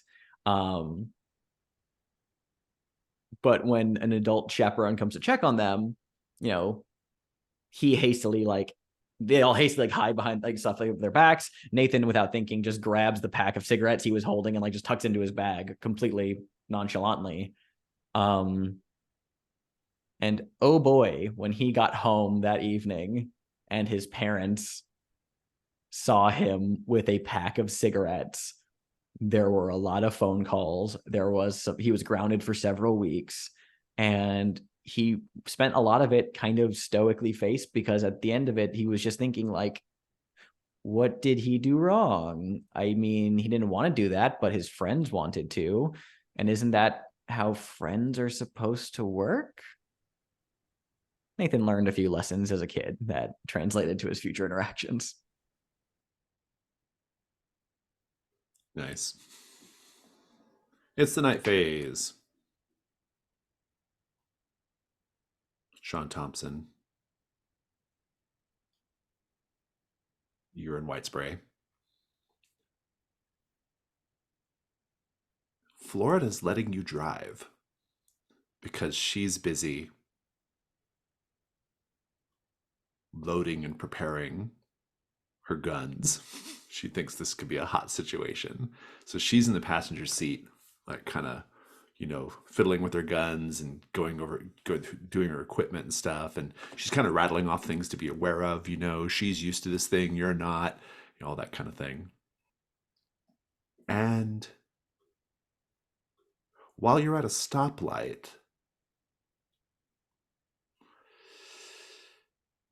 another car pulls up beside you, a Mazda Miata pulling up next to you in her big black muscle car. This person in the Miata gives 2 revs of the engine, the universal invitation to race. The driver's smirk is offensive. The light will turn green in just a few seconds. You gonna race him off the line? I think if he were in any other car, no. But in this car, yes. I love it. The light goes green. You hear him hitting the gas and peeling off. What do you do? He's gonna put his foot right down because he has never done this before. Flo yells, "Motherfucker, what are you doing?" As she kind of flies back, loses control of her gun, trying to grab it. I want the night move. What do you afraid is gonna happen if you lose the race? Or just if this goes badly? The car will do a very cinematic series of flips through the air before coming down in a fiery crash. Ooh, it's worse than that. You will not survive said fiery crash. I would like for you to roll with vitality. Then that's 15. 15. Very good. Very good. Please describe how the race, it's just a short, straight away kind of thing, but give me the scene. He'll kind of, he's living his Fast and Furious fantasy here. His eyes go down, or his head goes down, but his eyes go up, and he has both hands on the wheel, and he just kind of just clicks his tongue when Florida complains. And he is so focused, he just keeps taking quick glances at the other car until he can't see it anymore from the side window and has to look in the mirror, and then he's just gonna go, yeah, and just celebrate. And once he sees how Florida's looking at him, he's gonna just kind of good thing you brought guns. Congratulations, you now have the need for speed. You take a condition, the need for speed.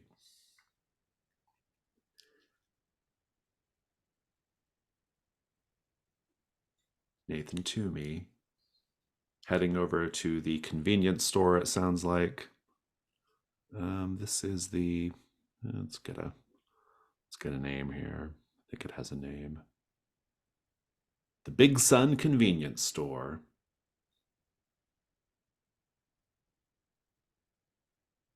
You actually have to park on the curb across the street because the lot's full. Busy night at the Big Sun. What are you gonna do? Do you go over there, or are you gonna? What's your plan? Yeah, he's gonna go over there. As Walking you up step to out into the road, you hear the roar of a pair of engines as they come flying down the road you're stepping onto. I would like the night move. What are you afraid is going to happen right now? that I'm gonna be deer in the headlights and not move. Indeed, it's worse than that. You were going to be splattered onto the streets of Deep Lake. Do go ahead and roll with composure. Any conditions affecting me? And I kind of want to make tired. But Yeah. I don't think that really applies in a composure roll. So Okay, I'll take it. Yeah, here, we'll roll flat. 13. nice. Please go ahead and describe your narrow escape. He has a deer in the headlights moment for a few seconds, just full wide-eyed, trapped, can't move.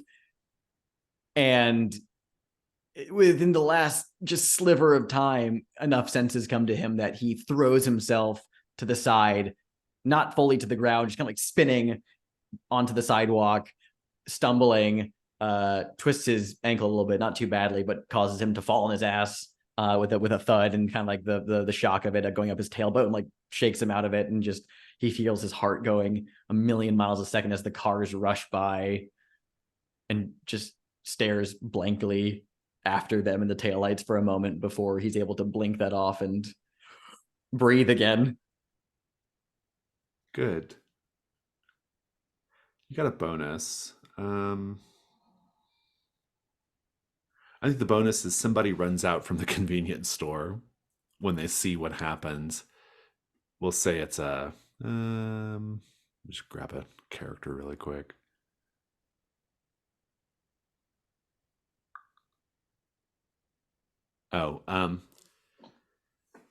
It's a man wearing Air Jordans dirtied by ash and debris, an airbrushed Reynolds Y2K family reunion t-shirt. He runs out there. He's like, "Hey, are you okay?" They're definitely not going the speed limit. Oh, these damn street racers! They're a menace. Yeah. He says, big "Though I have menace. to admit, they've been good for business." And indeed, you do see a bunch of like street racing cars in the parking lot, filling up gas, like going in for beer and stuff at the Big Sun. Well, I'm glad that, pointing at the burned out wreck, glad that that's not a hindrance to the business. Well, it's just half scorched. It's not completely So, burned down. Do you think I could get a big gulp? He's like, yep. He's Thank like, you. soda machine still works. Okay. And he's going to take you in there. Let's check in with Ashley and Topher. Topher, are you, in an effort to find this pale gray Mustang, or what do we know so far? We know that from the presentation, what do we know about this situation? Let's see here.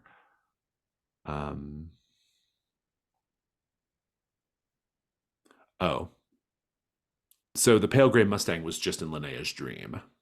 So whether it's really returned or not, and it's in the legend from back in the 80s. Where are you going to start looking, though, I guess is my question.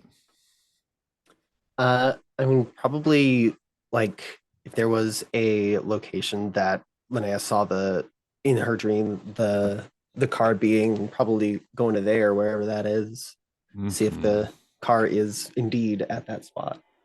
I mean, I think probably your best bet is just to go to one of the racing meets.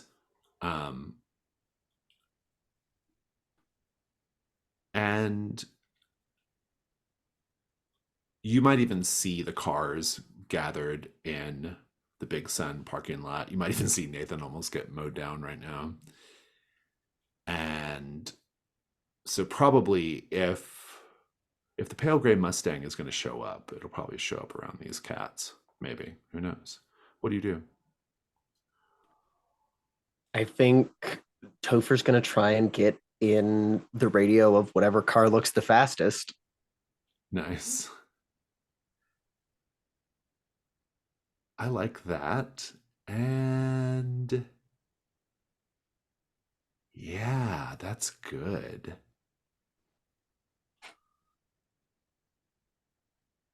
Very interesting indeed. You get inside the car, in quote fingers, and you're aware across the street of what appears to be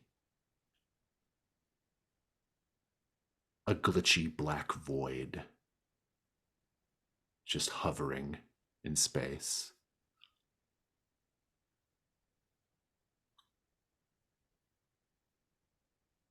The void begins to slowly move down the road. What do you do? I mean, I guess let's see if a ghost can drive a car. Are you gonna try to like commandeer the vehicle? Yeah, we'll try and there's electrical circuitry in there. I'm sure it'll work. I like Maybe. it. This could be the night move. What do you afraid is gonna happen if you fail? Honestly, that Topher's gonna be like trapped in the car. They haven't really done anything like this except for maybe with Zagreus, but that was a lot more had a lot more screens than this one. It's worse than that. You're gonna be forced to race against death. Roll Ooh. with sensitivity, and because of the signal or IM signals, I'm putting you at disadvantage. I kind of want to race. I think that'd be fun. Let's see how it goes. 9.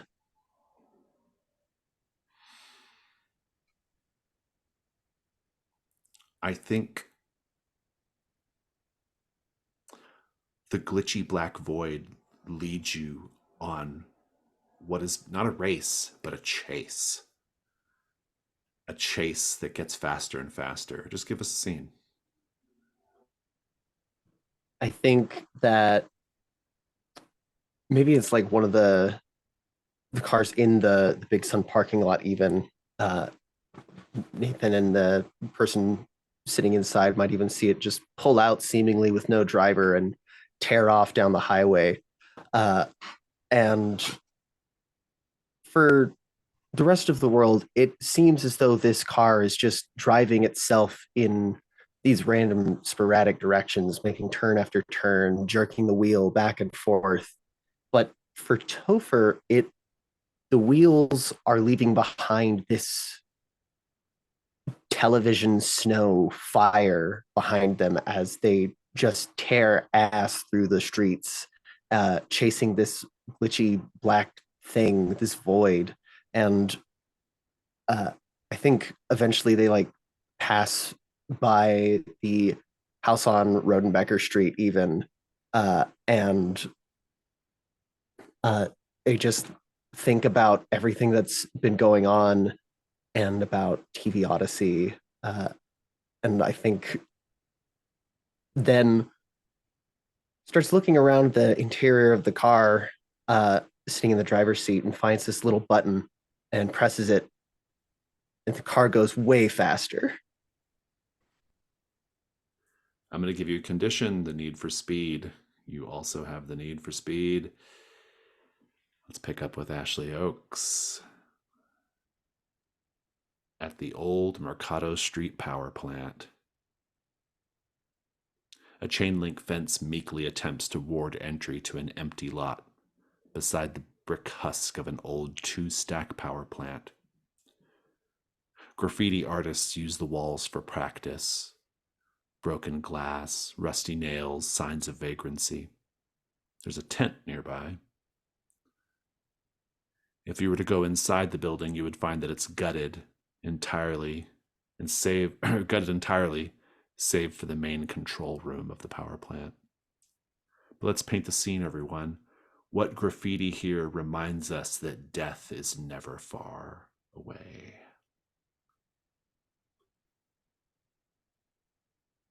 I think there's what looks like just random lines and curves from up close, but from afar, but as you get closer to the front door, the perspective shifts, and right as you're about to open the door, looking to your left, it's just a skull on the wall of the power plant.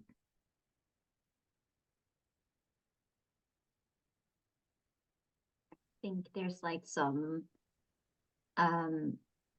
politically charged like graffiti there of like a beautiful nature scape, but it's just like blackened and gross and dying.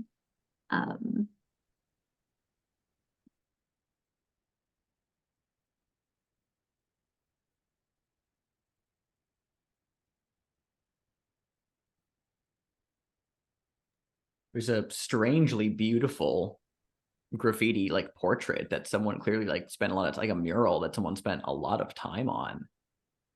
And this is more of like an ephemeral answer, but it's like something that was clearly very meticulous and someone spent a long time on. It is chipped, it is fading, it has suffered damage over the years. The figures depicted in it are almost illegible. It is the decay that comes to all things, regardless of how beautiful they may have been before.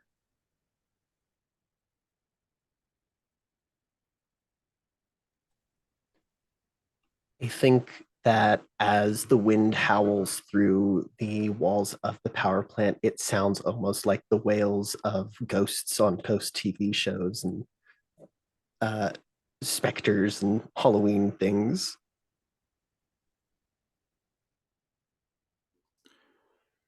Ashley, you hear, everyone, you all hear, but Ashley, you hear as well, or in the moment, thunder rolling overhead in the sky, like cars chasing each other through the heavens.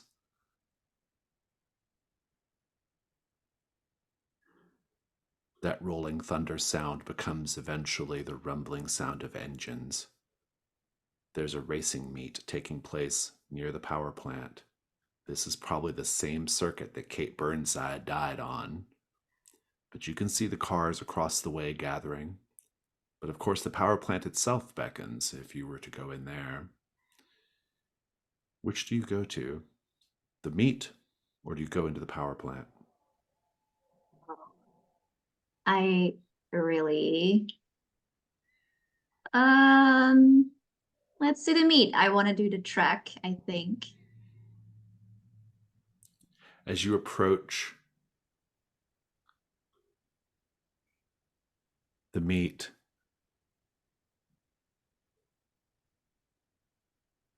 the first thing you see is a cloaked stranger sitting on a bucket, kind of guarding the entrance to the parking lot where all these cars are gathering. Or they're kind of sitting there. This cloaked stranger has a 3-headed dog next to them. Except that's not really what it is. It's actually 3 nearly identical dogs just seen at a funny angle that makes them look like they have one body, but they don't. Ashley, you don't have a car right now, do you? Because previously you were getting So- around in Nathan's car, unless you took Nathan's car. I don't have a car, but I did have a key to a storage lot. Oh. And I'm thinking in there, so I'm an idiot and I've been thinking motorcycles this whole time. So I looked up what the coolest motorcycle was in 2004, but I don't know what the coolest car was in 2004. Or maybe like, well, so is this, Toyota Camry. is this the Me and My self-storage unit that you got from the cook-off? Yes. Oh, it has to be something that was in the mystery. So it could be the Jeep. It could be Oh, the Jeep that all it could be latchkeys the came in. Jeep. Yeah, I'll have the Jeep. I think that's funny. you have the Jeep. I like it. The cloaked stranger says, "Well, that's certainly an unusual set of wheels. But if it's got an engine, it can go forward. You can enter the race." Unusual is sort of what I do. We race for pink slips here. Are you willing to lose that hunk of metal? Sure.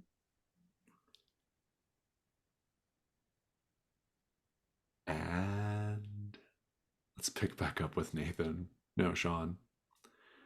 Sean, I owe you a bonus from your 12 plus. And when you get up to the part of the hill where you're going to hoof it up to the secret path, when you get out,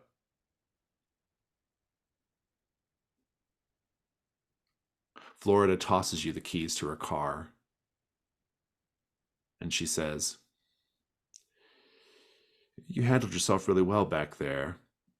I can't say I approve of you doing something like that with my wheels, but if we have to make a getaway, well, you're in charge. You can add Florida's car keys to your corner of the house." Sean's gonna be just like, he's pumped. He's like, I knew all that burnout would add up to something. She's like, "All right, well, let's go." And she begins hoofing it up the path. Is the electronic hum? Are we still hearing it? It's, yeah, quite strong. Yeah, it gets stronger as you get closer to the factory. And indeed, you're in this like kind of, so there's like the factory proper with it's all fenced off. This is like below. It's like a subterranean portion of the factory, and it's like a door going into this subterranean portion. Very, very small door, no signage, nothing like that.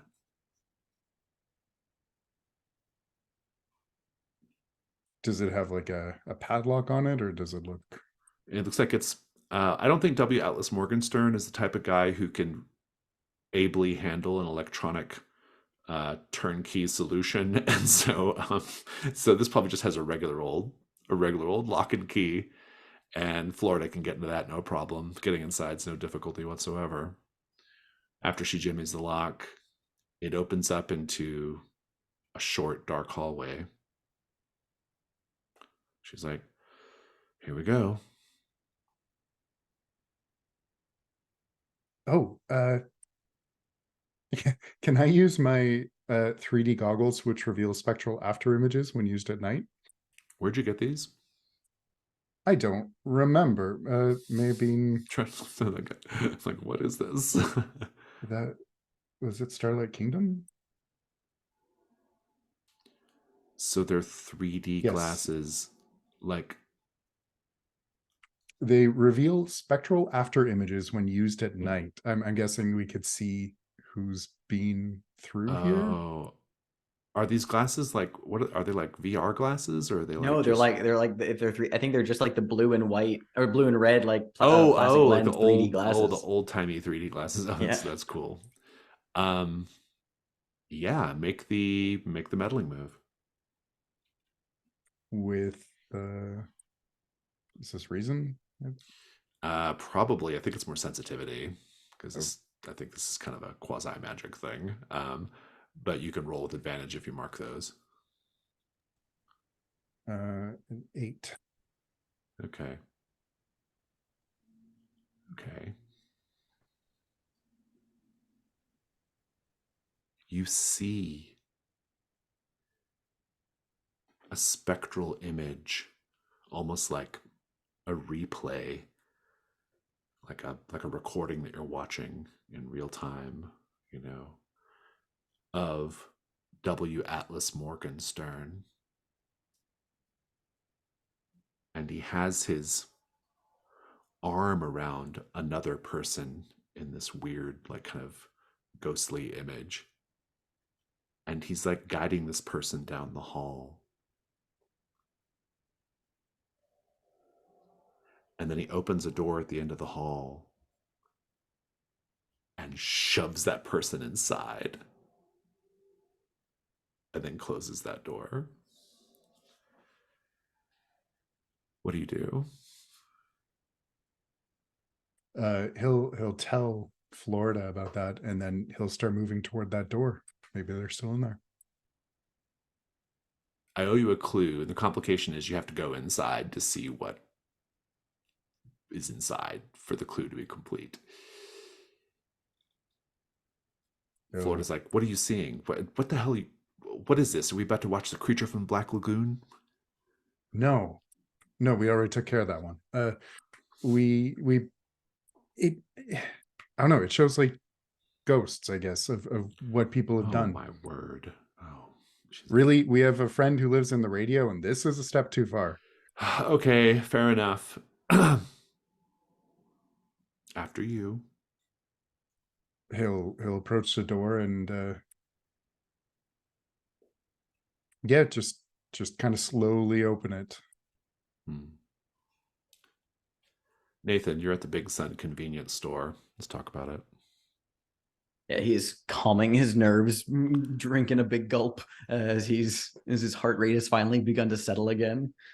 Yeah. Takes note of the guy who came to help him and just kind of like swallows like a huge gulp of like Coke, and it's just hi, Nathan, by the way, thanks for the drink. He's like, yeah, no problem.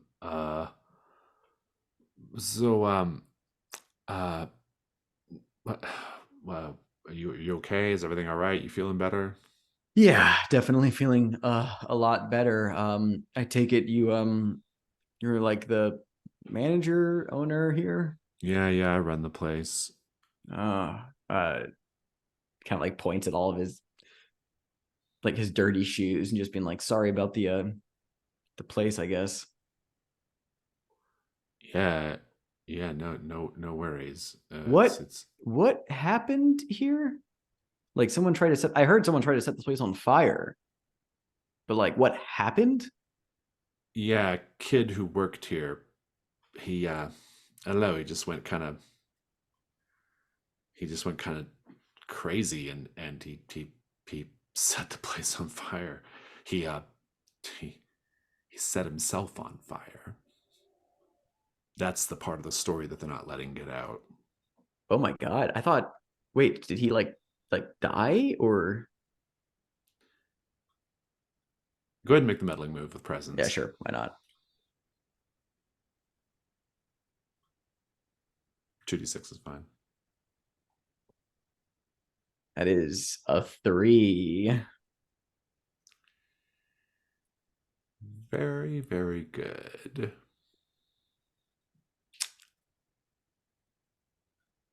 I need to be reminded of something because it's been a long time. But I'm going to ask you off recording. Oh. Okay, I've had my question answered, so we're back. What was it? What did you ask previously, Nathan? I was just kind of asking like if the person who set himself on fire died. Or if you he- got a miss, right? Yeah, I got a miss. Yeah. I'm probably gonna invoke my custom move, but I'd love to hear the outcome of this all the same. At this point, the parking lot has pretty well emptied out. All the cars have gone, and it's just you and him in the store. He says, yeah, he died. And he goes up and he's kind of just casually locking the door. He says, he turns to you and he says, he was supposed to wait for me. We were supposed to go out together. And you smell now, just underneath the smell of Twinkies and hot dogs and fried chimichangas or whatever the hell they've got in the little hot thing. You smell gasoline. This fucking town and its murder suicides. I swear to God. He says, I'm gonna go ahead. there's nothing I can do about it, my friend. Dog told me to. Yeah, I But need to. we're gonna come back. Oh no. Okay. We're going to pick up with Topher. Topher, you chase this black void all over. What'd you get on your die roll? 9, I believe. And you no longer see the black void, the glitchy void. But you do see that you have driven to the edge of a cliff.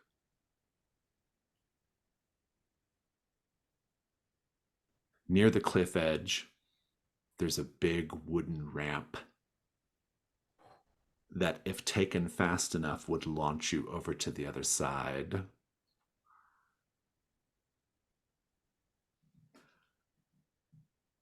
And you have the need for speed. Yeah.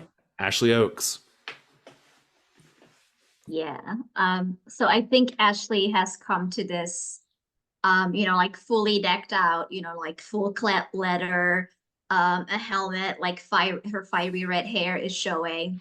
And I think before we start, she's, just gonna be really cool, take the helmet off, and she says, I think I want to find the person who seems to be like the fullest of themselves. Mm-hmm. And when I walk past them, I want to goad them into like telling me stuff about the race.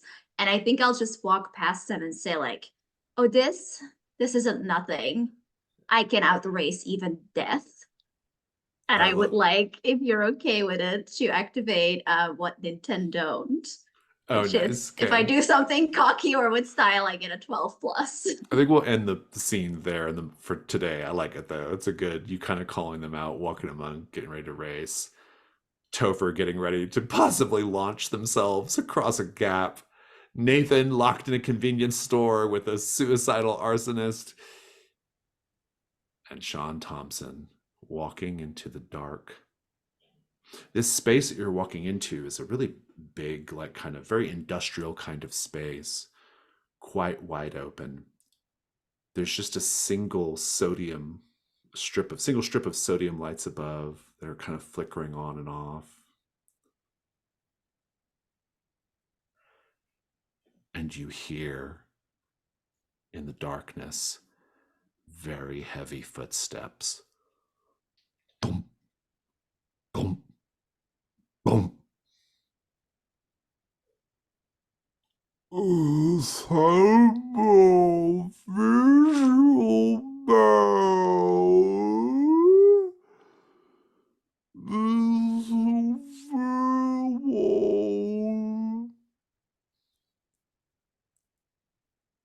And that will wrap our session for today.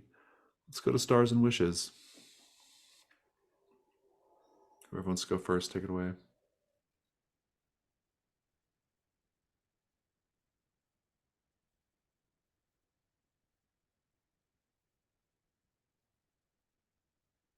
I'll go first. I think, okay, go ahead. Go. All right. First off, I know we've only gotten to see it twice, but I really like Topher's signature move, custom move, and the way that you incorporate it in, and just the kind of attitude that Topher gets about it. Like they know you're doing something dumb, and they're just going to gently guide you into doing something less dumb and not getting killed by ghosts or dogs. And I really appreciate that. Ashley's scene when you got us with the fake out that you were going to kill the guy, that was really good, and I thought it was coming. Another old man would fall before Ashley Oaks under her knife, but I mean, it still happened. It just didn't happen as I expected, and without a knife. And Nathan's flashback was so good, and it felt so like you could see there was a lot of formative stuff there, in the way that Nathan would become. Also, a bonus star for invoking Treasure Planet, Jazzy, and getting all of that going, and that discussion. It's always fun when that happens. This was really good. I liked all the little scenes of incredibly fucked up action, and I'm really intrigued by this drag racing stuff, and getting Sean in there was unexpected, but looking forward to seeing how it pans out.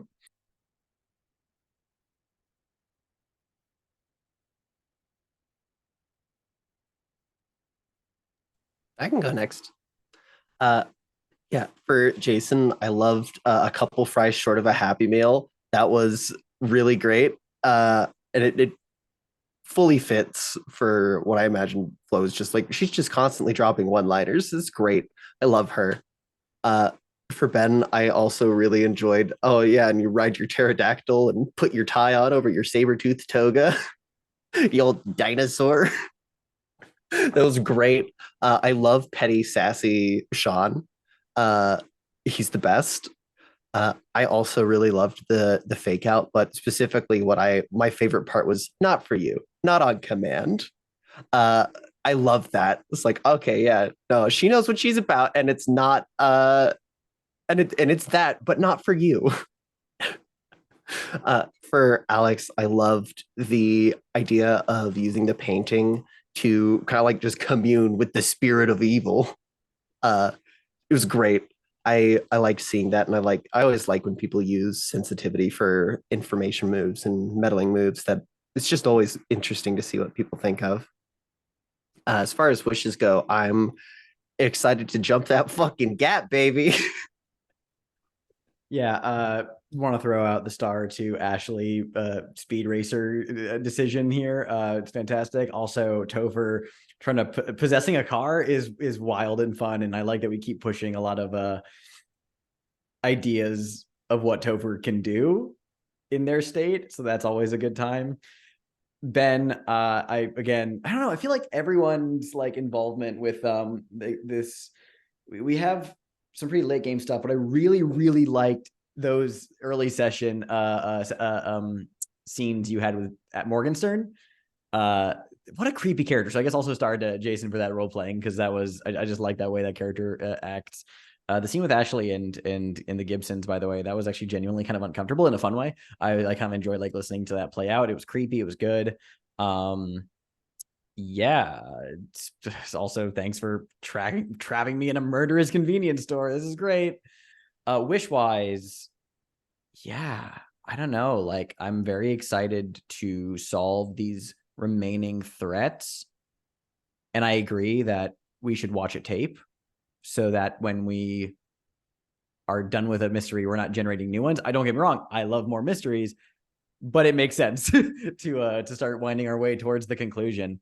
Also, again, another star to the man in the silver suit. That was really interesting and clearly is coming into play a pretty big part in the overall campaign finale here. So I'm excited to see what his deal is. So that was cool. Yeah. Yeah, stars. For Ben, yeah, I love petty, sassy, Sean. I also love like no nonsense. Sean is like, we have a friend in a phone, but like ghosts are too much. Like, miss me with that shit. Absolutely love that, Sean. But what I especially loved in this session was Sean going into the dark after the ghost, because that's not session one, Sean. Session one, Sean would have been like, no, that's dope. We're not doing that. And then like session 19, Sean is like, guess this is my life now. Guess I'm going after the ghost. And I just really love like such a simple moment of like seeing how far Sean has come. And I also thought that moment of what are you afraid of? Like, this is it. This is when I snap. Because Sean has been so resistant to the snap that like as a player, like that shocked me. I was like, oh, is this it? Because it seems like just another moment, but it could very well be the moment. So I thought that was incredible stake setting that you did there. That was really cool. For Steph, yeah, I loved how you were like, yeah, I'm gonna talk with Death because I'm also weird and we're just gonna vibe. And that was great. Yeah, I also love how you were kind of like trying to tag along to help Ashley. I thought that was very sweet and very Topher like. And creates that connection, even though they like communicating is a bit difficult for them sometimes. For Alex, yeah, I loved like Nathan's scene where he just like started painting. And I also love like how you as a player like took that, oh, it's the painter connection, like it's the artist connection, like that's me, I'm gonna do that. I thought that was really, really interesting and very fun. I also really loved your interactions with the man in the silver suit, both star for Alex and Jason. That scene, so good. I love it. I'm so weak for the man in the silver suit. I'm simping. It's disgusting. But it is there. Nathan's on very thin ice. He's like, he's about to get dumped for real. Just throwing it out there. You are so Uh, toxic. I Ashley really is am. so toxic. Ashley is the worst. If you don't notice in part 19, you weren't paying attention. No, but I thought that scene was really cool. I just love bad guys who like don't really care if their plan doesn't work, because that implies that they have like so many other plans and are like still in control that it doesn't really matter. And I always think that's cool. Also the line, oh, that guy, he's gone. Like, what? No, how dare you? I'm gonna be thinking about that until the next session. And then of course the cliffhanger there, that was fucked up. That was amazing. Wishes, yeah, I want to see how everything resolves here. I really like the new threat. I can't wait to get more into that. Yeah, I just basically want to see where it goes for everyone. Has everyone gone? Or yeah, it was yeah, stars. It was a great session. Um we really like got really like deeply involved actually in all three mysteries. I didn't think Pale Horse was going to really come up, but well, I knew in the night phase I decided to push it in the night phase because I wanted it to kind of, it feels like kind of a night phase mystery anyway. And so it was kind of fun to have these little moments, even like when like like like Sean racing off the line in White Spray. That has nothing to do with the events in Deep Lake, but it's just kind of a fun like little touch. And that all came from the mystery, because that's one of the moments in the mystery. So that was really fun. So star for the mystery. It's a really well written mystery. I think Kevin wrote that one, if I'm not mistaken.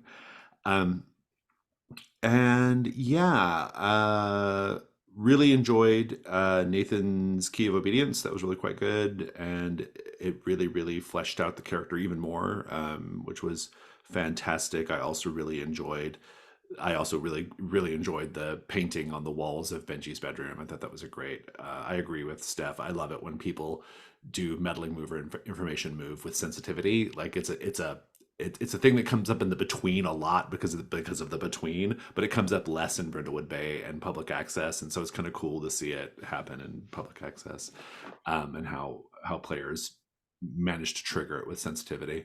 So that was super cool. Loved the I love the I love all the kind of like this whole like sort of storyline of dogs and wolves and the moon and the sun, and like it kind of gives the whole mystery like a sort of like really mythic quality, or the whole campaign a sort of mythic quality, which I think is really quite fun, and it's kind of appearing in lots of different ways and stuff. And um uh so yeah, just really, really loving all that. I mean, we still have Mr. Big Bad still out there somewhere in the world, because you all did not stop Mr. Big Bad. We have the man in the silver suit, who is the leader of the pack, according to him. We have Officer Barker. We've got She Who Feeds. Like, we've got so many like wolf things, Converge, dog things too. out there. Yeah. There's like so much stuff like that happening, and I love all that. And it really does feel like things are just getting ready to like where we're approaching something, which feels really, really cool. Other individual stars, I really love Steph, the use of that custom move. That was really fun, and it creates this nice like it creates this nice like beat in the story, you know, which I think it's really it's good. It's like this like nice like kind of counterpoint to the sort of like horror of it, you know, that kind of makes it like kind of grounds it oddly enough, which I think is quite fun. Really enjoy the interactions between Florida and Sean. I love also the interactions between W. Atlas Morgenstern and Sean. I imagine W. Atlas Morgenstern has watched that commercial 100 times, and that's probably all we need to say about it. And he's a great, fun, creepy character to play. But yeah, Ed, it's just overall really great. Just having a good time with it. Everyone did a really wonderful job. Just lots of good role play. At this point, you all play the characters like the characters just fit like a glove at this point. So it's just really fun to watch them do their thing, you know. And my only wish is that I'm very curious to see how these cliffhangers are going to resolve. And yeah, it's exciting. Any other stars and wishes? Okay, in that case, we're done for the day. Let's wave goodbye.